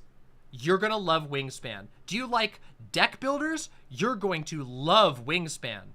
Do you like birds? You're really gonna like Wingspan. So let's get the game up and running, okay? Because boy, oh boy, is it beautiful. First of all, the art is amazing, okay? And we're gonna leave the sounds on so that you can hear all of the bird noises. So, first things first. We are going to be playing against the Atoma. Now, the Atoma is the solitaire version of Wingspan. One of the most fun and exciting things about the game of Wingspan is that it has a really intricate solitaire mode. When you play this in the board game version of Wingspan, which I have in the other room, there is a basic there's a card that tells you how to control the Atoma, and you play both as yourself and you take automated actions as the Atoma. Now, thankfully, the digital version has a sick adaptation of the Atoma. And it has 3 levels of difficulty, of which we will be playing against the second difficulty, because I can beat the second difficulty. So, let us start from square one. Before we even look at this... Oh, we can't. They don't let me. Okay. So, at the beginning of the game, everyone gets 5 points. Okay? Simple. With your 5 points, you need to choose a couple of birds and a couple of pieces of food. Over here, you see your stock of various foods. Okay? And up here are your action cubes. Now, action cubes, I will explain a little more once we get into the actual game, but action cubes are very important. Every turn, you have a certain number of actions, and the amount of actions you have goes down each round. There are 4 rounds in every game of Wingspan. You can actually, I'm going to move my camera for just a second, and if you look up here, you can see the 4 rounds. Now, in the digital version, all 4 rounds are generated right from the get-go. In the physical version, you draw cards to generate the goals, or the goals for each round. Every round, you can get bonus points by completing a goal. So you want to pay attention at the beginning of the game to what your goals are. Here, we have, as a sample, eggs in forest, which means if we have, at the end of this round, if we have the most eggs in our forest of any of the players, we'll get 4 bonus victory points. Something to keep in mind is that these goals are really important, so you're always going to want to play towards them a little bit. So, the main play of this game is, well, let's pick our birds first. I don't know why they don't let me view it, but we'll pick the birds first. This one of my favorites. I'm going to pick a classic blue jay. Then, let's take a look. We're going to grab the pied-billed grebe, and we're going to grab 3 pieces of food. This is an any type of food, so we're going to grab a mouse for that. Then we're going to grab a wheat so that we can play the blue jay. And then we're going to grab a worm so that we can play the pied-billed grebe. Then, every character, or every player at the beginning of the game gets to draw 2 bonus cards, and you get to pick one. Bonus cards are game-long goals. So, for example, large bird specialist. Birds with wingspans over 65 centimeters. So if you look over here, we only have 1 bird available to us that has a large wingspan. And then this is one that's birds that can live in multiple habitats. These are basically bonus points that you can get. And you can have multiple bonus cards, which we'll get to later. But at the beginning of the game, everybody gets at least 1 bonus card. Okay? So we'll start with large bird specialist. Now the game begins here. Okay? 8 turns. This is what the tabletop version of Wingspan looks like. So feast your eyes on this. I'm going to move myself down into this corner once again so that we can take a look. Okay? So, when you play on a table, this is what your board will look like. And the reason why I'm showing you what the tabletop version looks like is because it's much easier for me to explain one very important aspect of the game. So, here you have a picture of a forest. I'm going to hide the chat here for 1 second, just for a little bit, so that we can make it a little easier. Right here, you have a picture of a forest, you have a picture of a plain, and you have a picture of a wetland. These are the zones, okay? There are 3 zones on the playboard. You, at the beginning of every single turn, you can decide whether you want to activate your forest, activate your fields, activate your wetlands, or play a bird. Those are the types of things that you can spend an action point on. And the reason why I wanted to show you it like this is because I can illustrate what happens when you use an action point. When you use one of these action points over here, the little cube moves through from right to left each of the occupied spots. So right now we have no occupied spots. So all that we would get if we were to activate the forest is 1 piece of food. If we were to activate the field, we would get 2 eggs. And if we were to activate the river or the wetlands, we would get 1 card. But if we play a bird in the forest, well, then we would get food, and then the bird would get activated. So you can sort of start to visualize how this goes. Whenever you use an action cube, you drop it and it moves through the environment, activating all of the things in its way, all of the occupied squares in its way, and giving you the pictured bonus. So that's why I wanted to show you the board, so that you can understand how it works. Now we're going to go back to the digital view so that we can enjoy the rest of the game. So our first turn. On your first turn, most of the time, you're going to want to play one of your birds that you picked at the beginning. In this case, we're going to play the blue jay. So you put down the blue jay, and as you can see, oh, sorry, now the bird is, the robot bird is taking its turn real quick. We'll let the robot bird take its turn. So now you can see we used 1 action point. We used to have 8, now we have 7. We used it to play a bird, and we paid the food cost from our little library over here. Where am I going to put my camera? I guess I can, here, I'll shrink my camera down, and I'll put it right here so that it doesn't, hopefully it doesn't block anything. Sorry about that. So now you can see the text on this bird says, when activated, gain 1 wheat from the bird feeder if available, which means we have to look in the bird feeder and see if it's available, and then you may cache it on this card. Caching on a card is basically you feed the food to the bird, and then the bird gains a permanent victory point. It's helpful. It's not always helpful, but it's sometimes helpful. See, you can hear and all of the bird calls are real recordings of bird calls, which is super sick. So now to show you how this works, I'm going to use a action point here in the forest. So I drop the action point, and it says, you know, when you use an action point in the forest, you click here, uses an action point, and it lets you pick 1 food, and then it will activate the bird. If we had 4 birds here, we would get 3 food, and then it would activate each of those birds. You see? So the square, just like on the board, you drop the square, and it gives you the highest reward, and then it activates all the birds. And that applies for every single zone, as you'll see as the game goes on. So in this case, we actually don't really need all that much food right now because we have enough. Or no, we don't. We actually need another worm. So we're going to grab a worm because we want to play another bird. We're going to play our pied-billed grebe after this, and we need a worm or a fish from the bird feeder. Oh, you guys can't see the bird feeder. Damn it. Here. As you can see, this is what's available in the bird feeder. We can choose from 3 different foods. So we're going to choose one of the worms. Now, something to know. This is a rule to remember.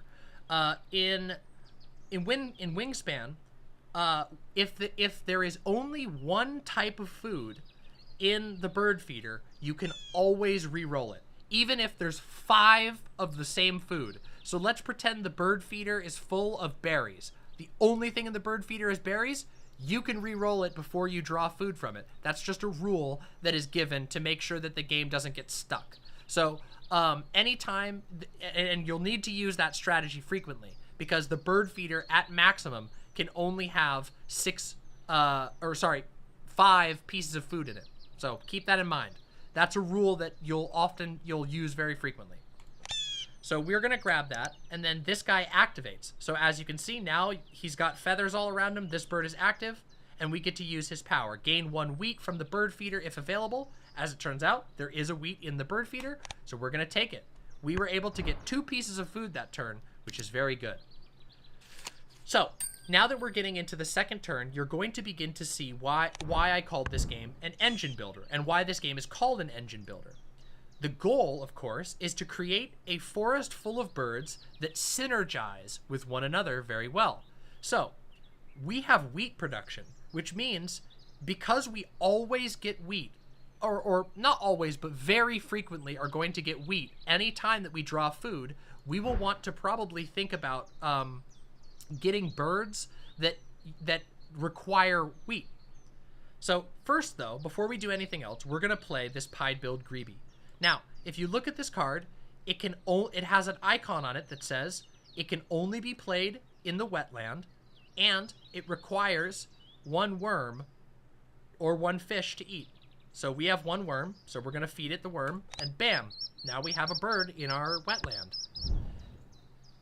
The little beak. I know pied-billed greebies actually live relatively close to where I am, which is really cute. They're a very cute bird. Listen to that.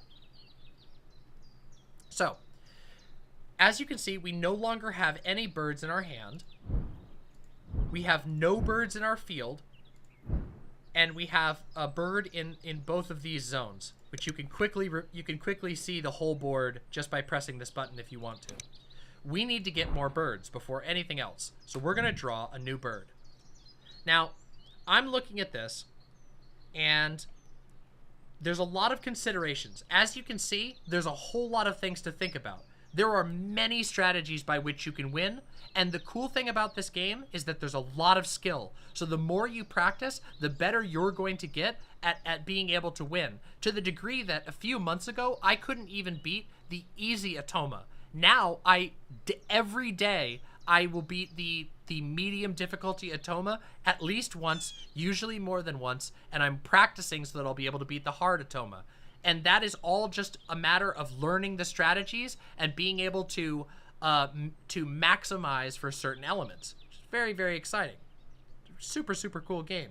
So, in this case, we need to get food production. You're just going to have to take my word on it. I'm going to use a little bit of game knowledge to help us have fun here. We really, really need a bird in our field, and we really, really need food production, which means this bird or this bird are likely going to be our best options. This bird, oh, you can't even see it because of this stupid camera. Oh, God. Okay, I know what I'm doing. I know what I'm doing. At long last, I'm just going to shrink myself down and put myself over here so I stop making a fool of myself like an embarrassing streamer. It's not my fault there's a lot of stuff, beautiful stuff going on in this game. Forgive me. Anyway, I think we're going to start with the Western Meadowlark. As you can see, this has a brown power. When activated, all players lay one egg on any ground nesting bird. So any bird that has this symbol on it will get one egg.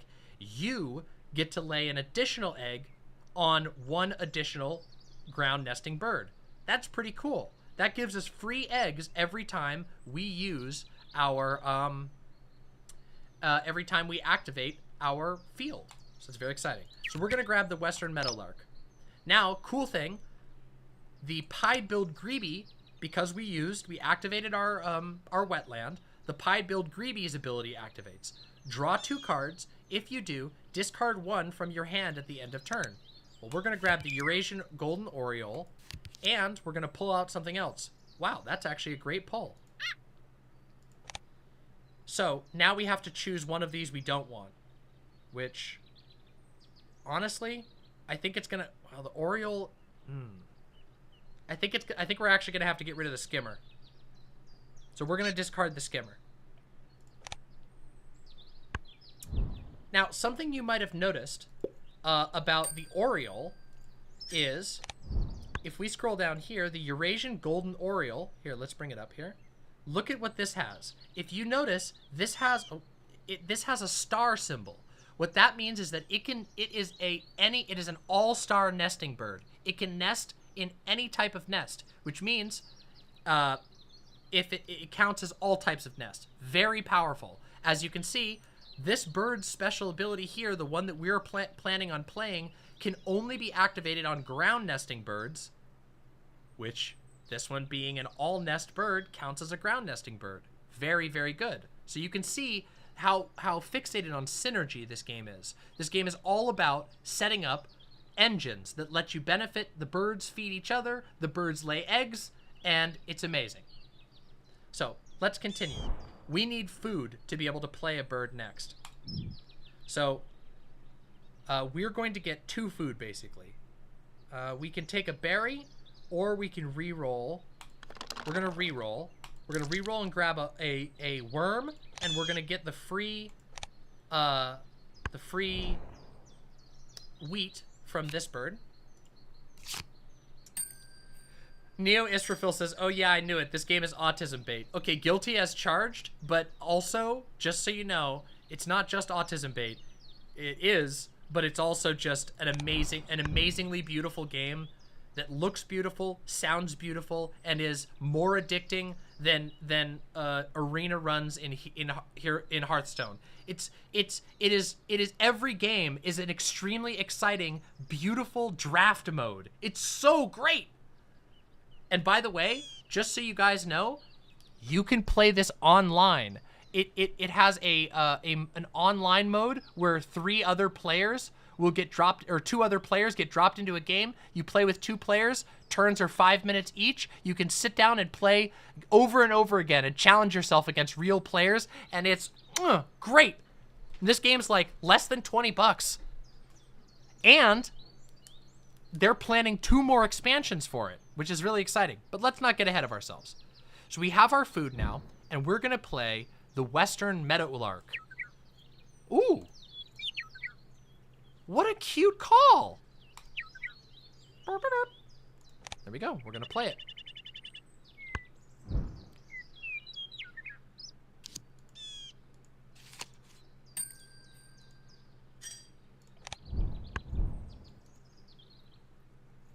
So, now we have a bird in each of our slots here, okay? So, the next step that we need to do is we need to play more birds. Obviously. And also, we want to keep an eye on our goal. Remember how I mentioned that every single round has a goal that gets you bonus points? Well, the first round goal is to have eggs in the woods. We don't have any eggs in the woods. And there's a reason for that. Because now I must teach you the art of eggomancy. Are you prepared to learn why eggs are important? In this game, every egg is a victory point. So if you have an egg on a bird at the end of the game, that's 1 extra point towards victory. However, eggs are also required to bring more eggs past to bring more birds past your first bird. If you notice on the board here, if we look at the board, the first slot has no egg cost. There is no egg cost for the first bird you play in every zone. However, after the first bird, you must pay 1 egg per slot. And then for your 4th bird, that bird costs 2 eggs. So eggs are an incredibly important resource that you have to start, laying once you get past that first stage. The good news is we have a bird that helps us lay more eggs. So let's go ahead and we're going to put some eggs in the forest. And we get to lay an egg on this bird. And let's see if we have another ground nest. We don't. We only have 1 ground nest, so we actually are going to lose 1 of these eggs. Don't worry. It's not a big deal to lose 1 bonus egg. In this case, we're going to more than make up for it. You all, as you learn to play Wingspan more, as you practice more, you'll learn how to make these decisions a little better. Right now, I'm not even probably making optimal decisions because I'm trying to teach the basics of the game. But as far as the strategies go, there's a whole lot of decisions that you can make. And by the way, don't be fooled. There is an unbelievable amount of strategy complexity. While there are, of course, some popular strategies, there are like so many different ways to win this game. It's unreal. And it's also awesome. So, I'm hyping it up a lot, but I have good reason for it. So, the next thing we need to do is this is our last action of the round. So we need to decide whether we want to get food or whether we want to draw more birds. And if I'm honest, I think playing this bird next is going to be pretty good because, and I'll explain the reasoning, because it's an all-star bird, because it's an all-star nesting bird, that means that the next round goal, which is eggs in platform nests, which is this little icon here, this one will count for that. So we want to get this guy out. So let's draw some motherfucking food. All right, we're going to grab the worm. And then we're going to re-roll. And we're going to get that extra wheat. Thank goodness. I'm so enthralled by this. Yeah, that's why I wanted to show it to you all and teach you all how to play. And the cool thing is, maybe I'll play some Wingspan with other people on stream sometime in the future once I teach you all how to play. I want to put this tutorial, edit this tutorial up a little bit and put it on my channel because I want people to learn how to play this game. It is one of the most rewarding games, and don't tell anybody, but I kicked my addiction to Magic the Gathering and Hearthstone by picking up this game, and this game has no fucking packs. It has no premium currencies, has no shitty microtransactions. It's just fun. Fun, strategic, high big brain play, and beautiful birds. Cool, huh? All right, new round has begun. As you can see, we tied the first round, which is good, actually. If you the first round is always the hardest goal to win, of course, because you have the least control. In the first round, a lot of times, you might not get any points. That's okay. The first round is also worth the least amount of bonus points. So don't stress it if you can't, like, kill the goal in the first round. It's the least amount of points. So now we're going to play the Eurasian Golden Oriole, and I really like this bird. And I think we're going to put it in the forest. And the reason we're going to put it in the forest is because we want to be able to get to this tier 2 of food as soon as possible. We have a lot of egg laying thanks to our other bird. Thanks to the finch. Crasson's finch, I think it's called? No, western meadowlark, sorry. All right, so now the next logical step is that we draw more birds. We have 2 eggs already on the board. So what you can do is you can pay 1 egg here. We're gonna pay 1 egg, and we're going to draw an extra card. Now, I like this bird, Sprague's Pipit. First of all, it's a ground nesting bird, which is something that we need for this, or no, never mind, we don't need that. We need platform nest. Okay, so that's not necessarily gonna help us. However, it does give us a new bonus card. Now, my style, the way that I tend to win is I do win with a lot of getting bonus cards. So maybe I'll show that off a little bit and we'll see if I can pull off a win while I'm teaching you this game.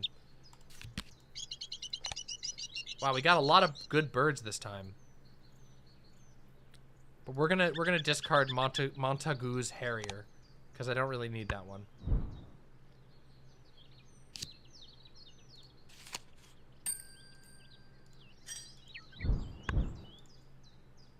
So, now we have still 1 egg remaining, so we can still play 1 more bird.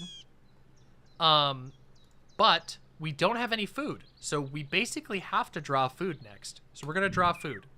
Now, this bird is really good. This bird is quite good. And this bird is fine. This will help us get a lot more food. So I'm thinking we should go for the indigo bunting. Yes, we should. Now, watch this. You ready to see a sick play? Notice, we can only draw 2 food. However, we can gain 1 free wheat. And what do we see down here? Berry, worm, and when activated, wheat. We just got all of the food pieces we need to play the indigo bunting in a single turn. Now you're starting to see how the bird engine is coming together, or, if you would rather, how our forest is coming together. We're starting to build a synergistic forest that allows us to feed all of the birds that we want to play. Let's play the indigo bunting without any further ado.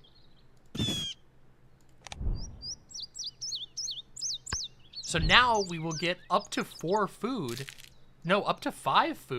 every single time we activate our forest, which is a lot of food. It gives us a lot of options. Now, we have 3 turns left. So we have 3 turns left, but we have no eggs. So we basically have to get eggs before anything else. Let's get some eggs going. Okay, let's put 2 eggs here. Then we get the bonus eggs from the power.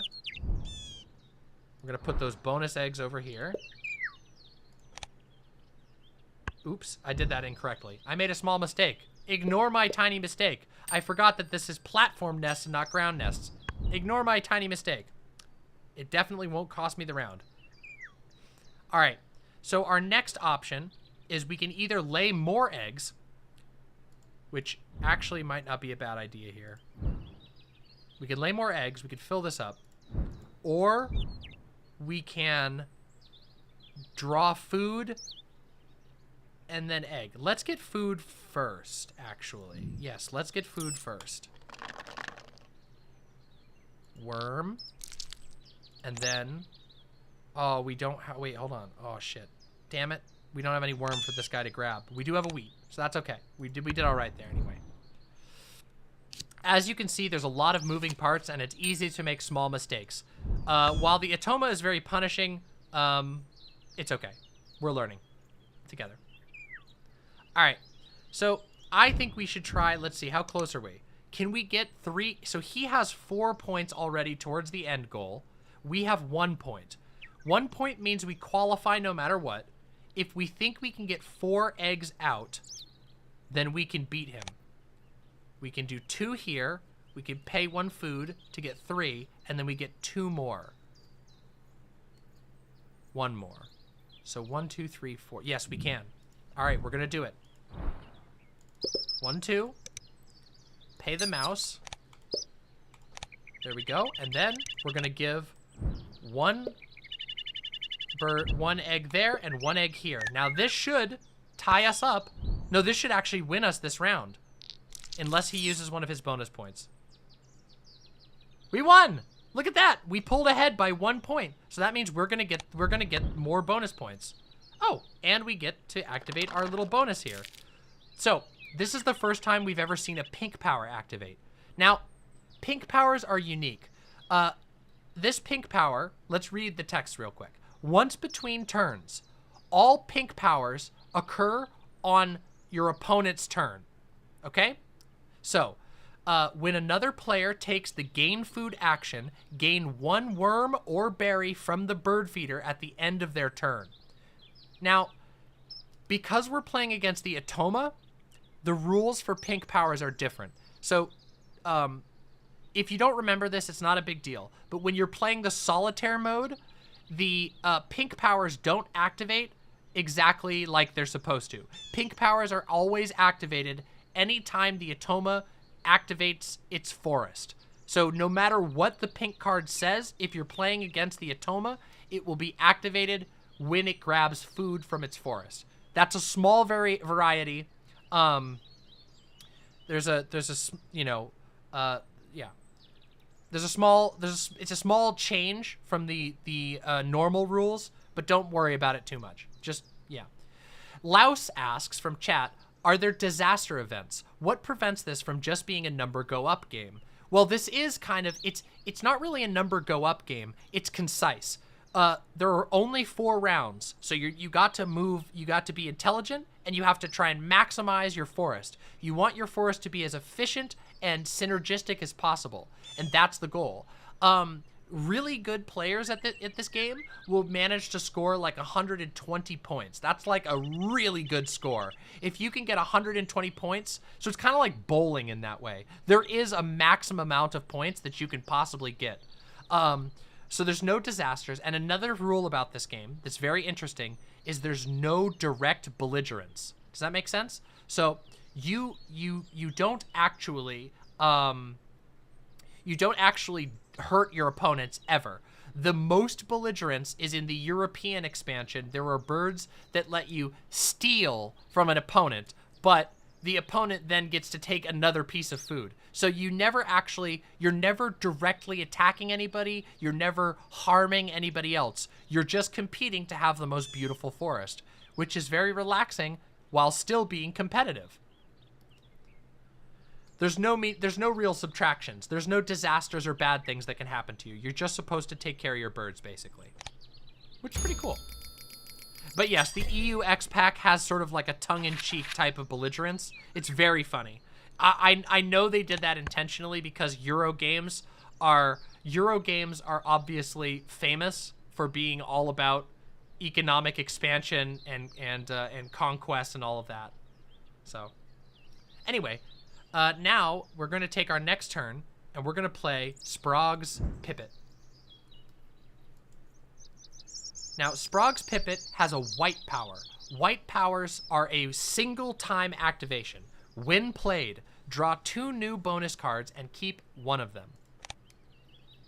We're going to discard one of these, and then we're going to go here. Birds in your habitat with fewest birds. We already are getting 2 points from this. Birds that eat fish. I think we're going to go with this bonus card, since we're already getting points from it. Oh, shut up. That's just the type of power. Oh, come on. You're going to clip me for that?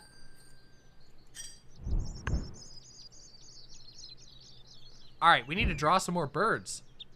Baltimore Oriole. I love the... Oh, Willet. Okay, everybody. It's the Willet. It's the fucking Willet. So, this is my lucky bird, okay? You do not have to follow this rule, but I personally have a rule where anytime I see the Willet, I always draw the Willet and I always play the Willet. So, you know what we gotta do? We gotta draw and play the fucking Willet. Willet!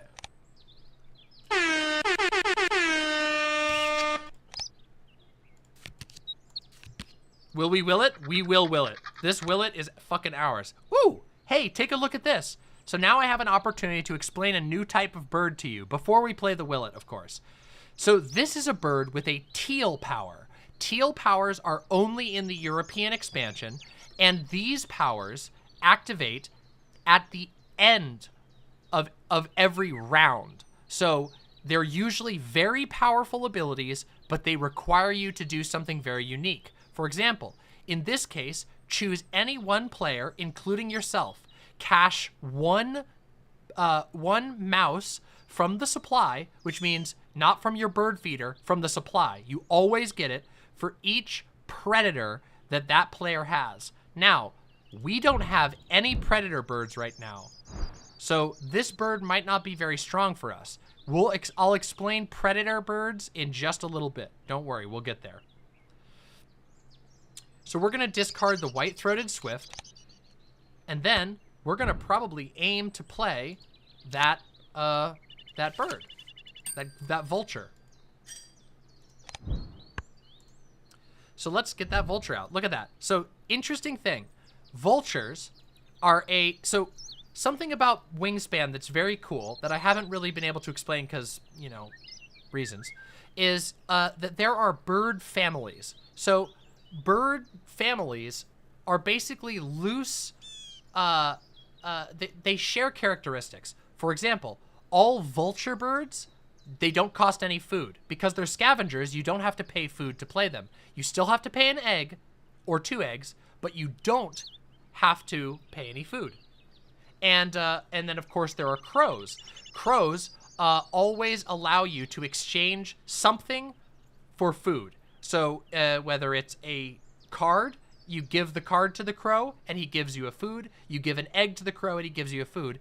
And then there's ravens. Ravens are expensive. All ravens are expensive birds that do the thing just like crows do, where you can give them 1 egg, but they give you 2 of something in response. Ravens are considered a little bit overpowered, but that's how bird families work. It's not explicit.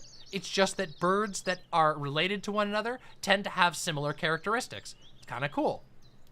So we're going to play the Griffin Vulture for no food cost, and we just have to pay 1 egg, which is very easy for us to do.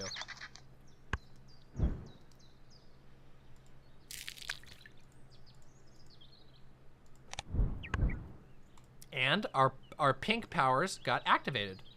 So we have 1 berry, and we need a worm for the Willet. So let's get a worm. Yeah, bird families are complex, but that's realistic. It's not a hard rule, it's just something cool. This is a cool fact. And of course, it's time to play the Willet. Now, you might be wondering, Demon Mama, why are you so obsessed with the Willet? And I'm gonna show you why I'm so obsessed with the Willet here real quick. Let me just show you why I love the Willet so much, okay? Look at this. There are so many videos, but look at this thing. Look at how cute it is. It's so cute.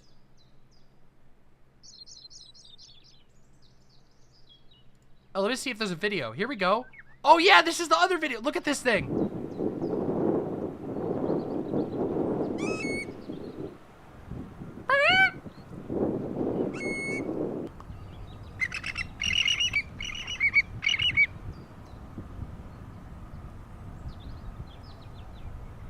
What a dude! Look at him! I think they're beautiful. I think they're beautiful. You know, Wikipedia called this bird lacking in grace? I don't think it's lacking in grace at all. I think it's cute as heck. Willets are just really cute. What the hell?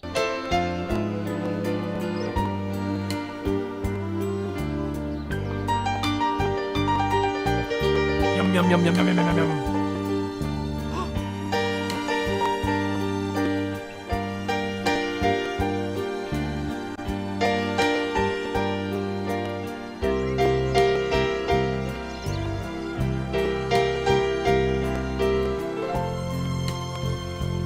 I love it. Anyway, let's return. This is why I always play the Willet. Even though the Willet is like, well, it is a good bird. It's not a bad bird in the game. It's not like the most mechanically powerful bird, but it's just my lucky bird. So I always play it. I love Willets, okay? It's superstition, okay? There you go. It just so happens I almost always win whenever I play the Willet, okay? It's the spiritual power of the Willet that I believe in, okay? So, we have 2 more turns left. We want to get as many brown powers out as we can because this round is the person who has the most number of brown birds. So we're going to try and play the Baltimore Oriole before the end. And what we need to play the Baltimore Oriole is 1 worm. Not that. That is not what we needed. Yikes. Okay. Well, let's see what happens. Hey, have a great night, Baphomet. Thanks for coming by. Woo! Hey, we made it. Look at that. We have enough. We have enough to play the Baltimore Oriole.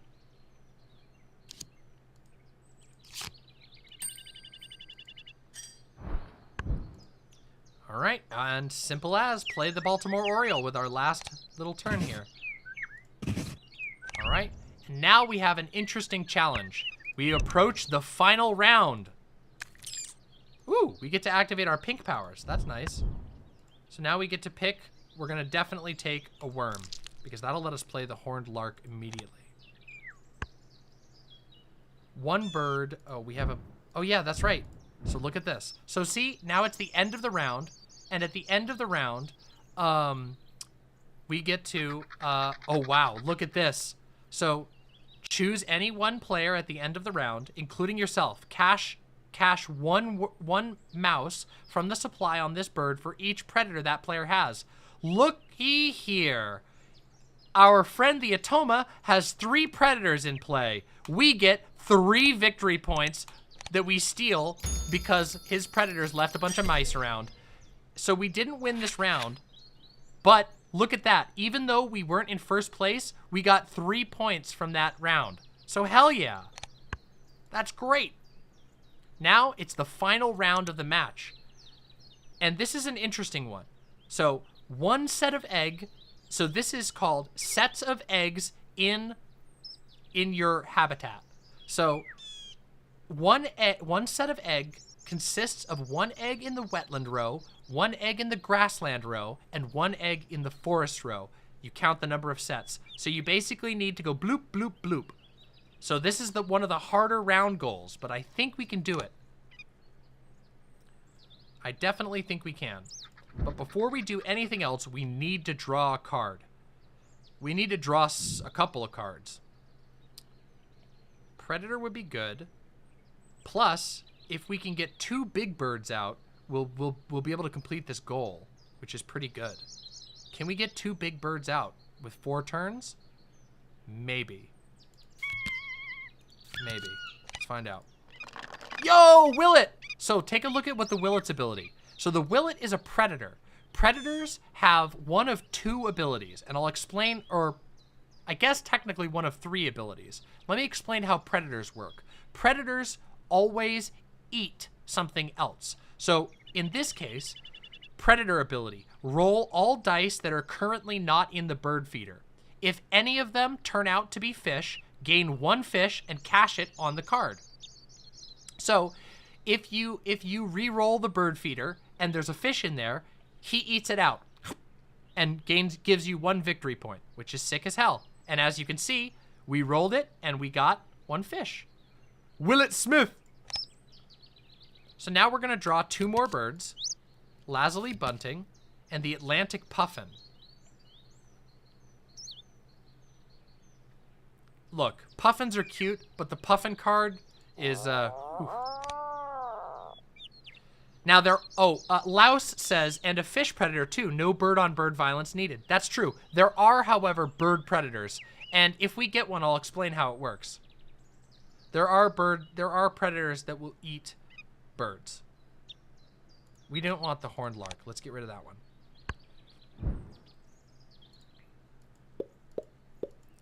I want to show you guys this funny bird, okay? The puffin. Look at this card. It can only live in the water. It costs 3 fish. It's worth 8 points. And it's an all-star. It has 1 egg slot. Look at that. 1 egg slot down in the corner. The puffin is a funny card, but it's not really the best card, unfortunately. Oh, one more thing to explain. Before we reach the end of the game, it's important that I point out one other piece of information that we might not have talked about yet, which is this number right here, okay? See this number that says 4 feathers? That means that this bird, as long as it is out in the field, is giving you that many points. Every bird is worth some amount of points. So as you can see, the Baltimore Oriole is worth 9 points. The Indigo Bunting is worth 5. Generally, a bird that costs more is worth more points, and a bird that has powers or costs less is worth less points. You can win by accumulating high-value birds. All birds, though, with very few exceptions, give you some amount of points. Look, even this one, even the Griffin Vulture, is worth 1 point. So this is just sort of like the bird points is the most steady way to get points. All birds give you some amount of victory points. Now, let's continue. We need food so that we can play birds. Now, the birds we want to play is, we could either do the hawk and the woodpecker. Well, yes, we actually want to do the hawk and the woodpecker if we can. That's going to be really hard. That's going to be really, really hard. Okay, let's see if we can do it. Fish. Worm.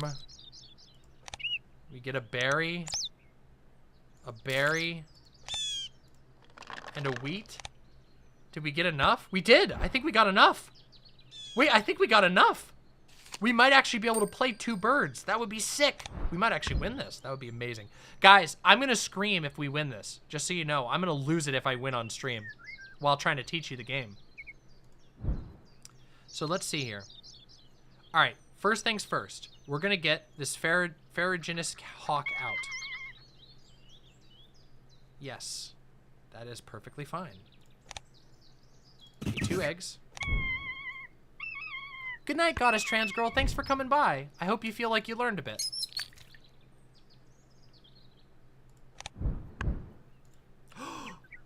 I forgot. We get extra fucking stuff. Hey, no problem. Get some rest, Louse. All right, and now we're going to try and play this final bird. Oh, we don't have enough eggs. We're short on eggs. No. All right, let's play our eggs first. Now we have to play our eggs wisely, okay? So, 2, 2, 1,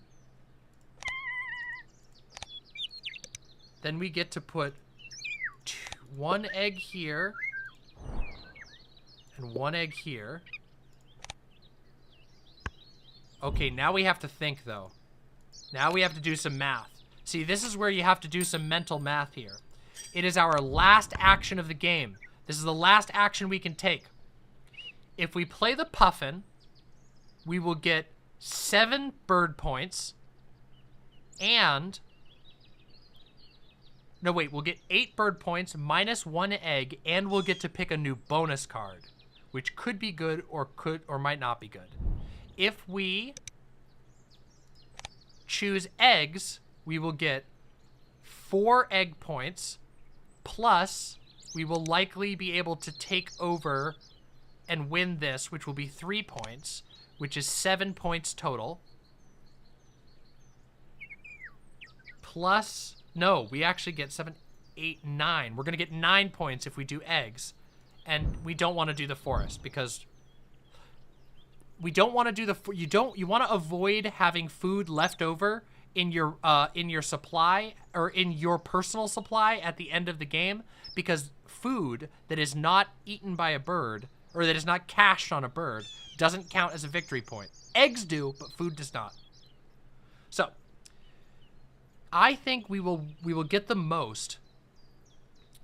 Okay, we can gamble on the Atlantic puffin, or we can try to go the safe route with the eggs. Here we go, everybody. This is your opportunity to vote. Do we gamble on the puffin, or not? Do we gamble on the puffin? Yes or no? There we go. Vote, vote, vote. Everybody vote on the website. Vote. Gamble on the puffin.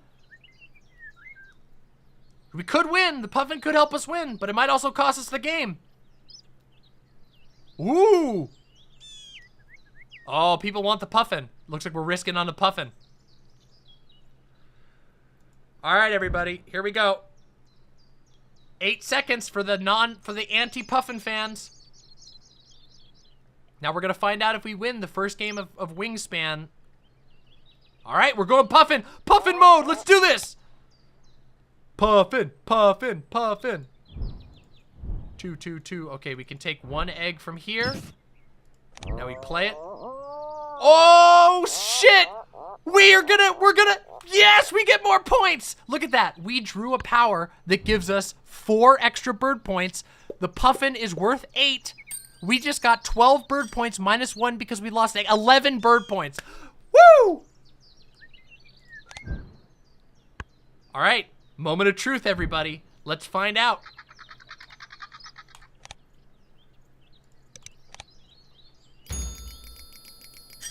So we didn't win this round, but we still get points. We still got 4 points. So real quick, let's analyze this page. Round 1, we tied. Each of us got 2 points. Round 2, I won, which means he got 2 points, I got 5. Net plus 3 points. Round 3, we lost. So he gained 3 points more than we did. So that loses our net of round-based points to 0. Then we came in 2nd place on the final round, which means we were negative 3 points. So we fell behind by 3 points on the end round goals. However, I think we probably picked up more than 3 points from the way that we played. Let's find out for real. Ready, everybody? Moment of truth. Let's do it. Let's see. Here we go. Here comes the count. Oh. Woo!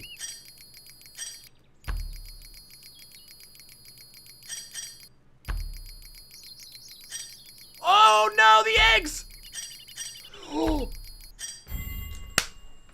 Fuck yes! Yes! We fucking won!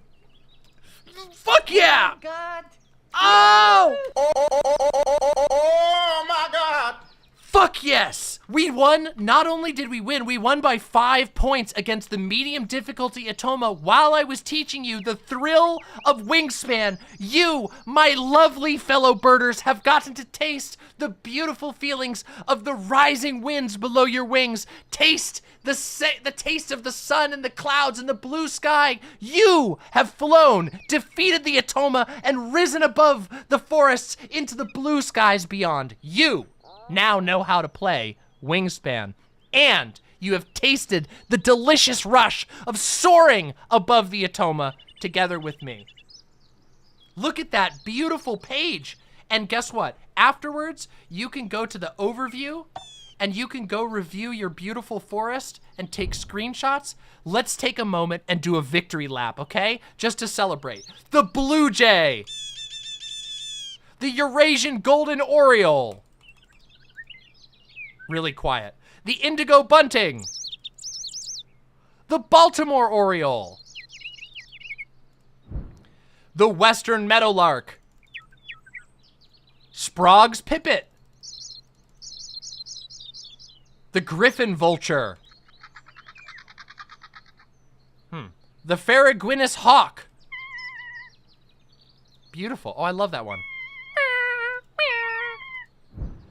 The Pied-billed Grebe, the Atlantic Puffin, and of course, the one and only, the Willet, the fucking Willet, the lucky bird.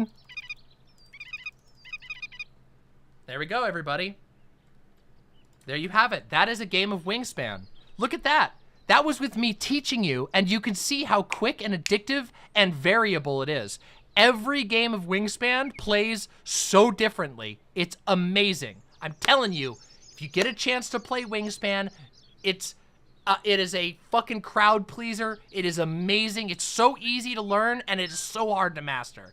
So I hope you all had a great time learning Wingspan with me, your lovely demon bird mama.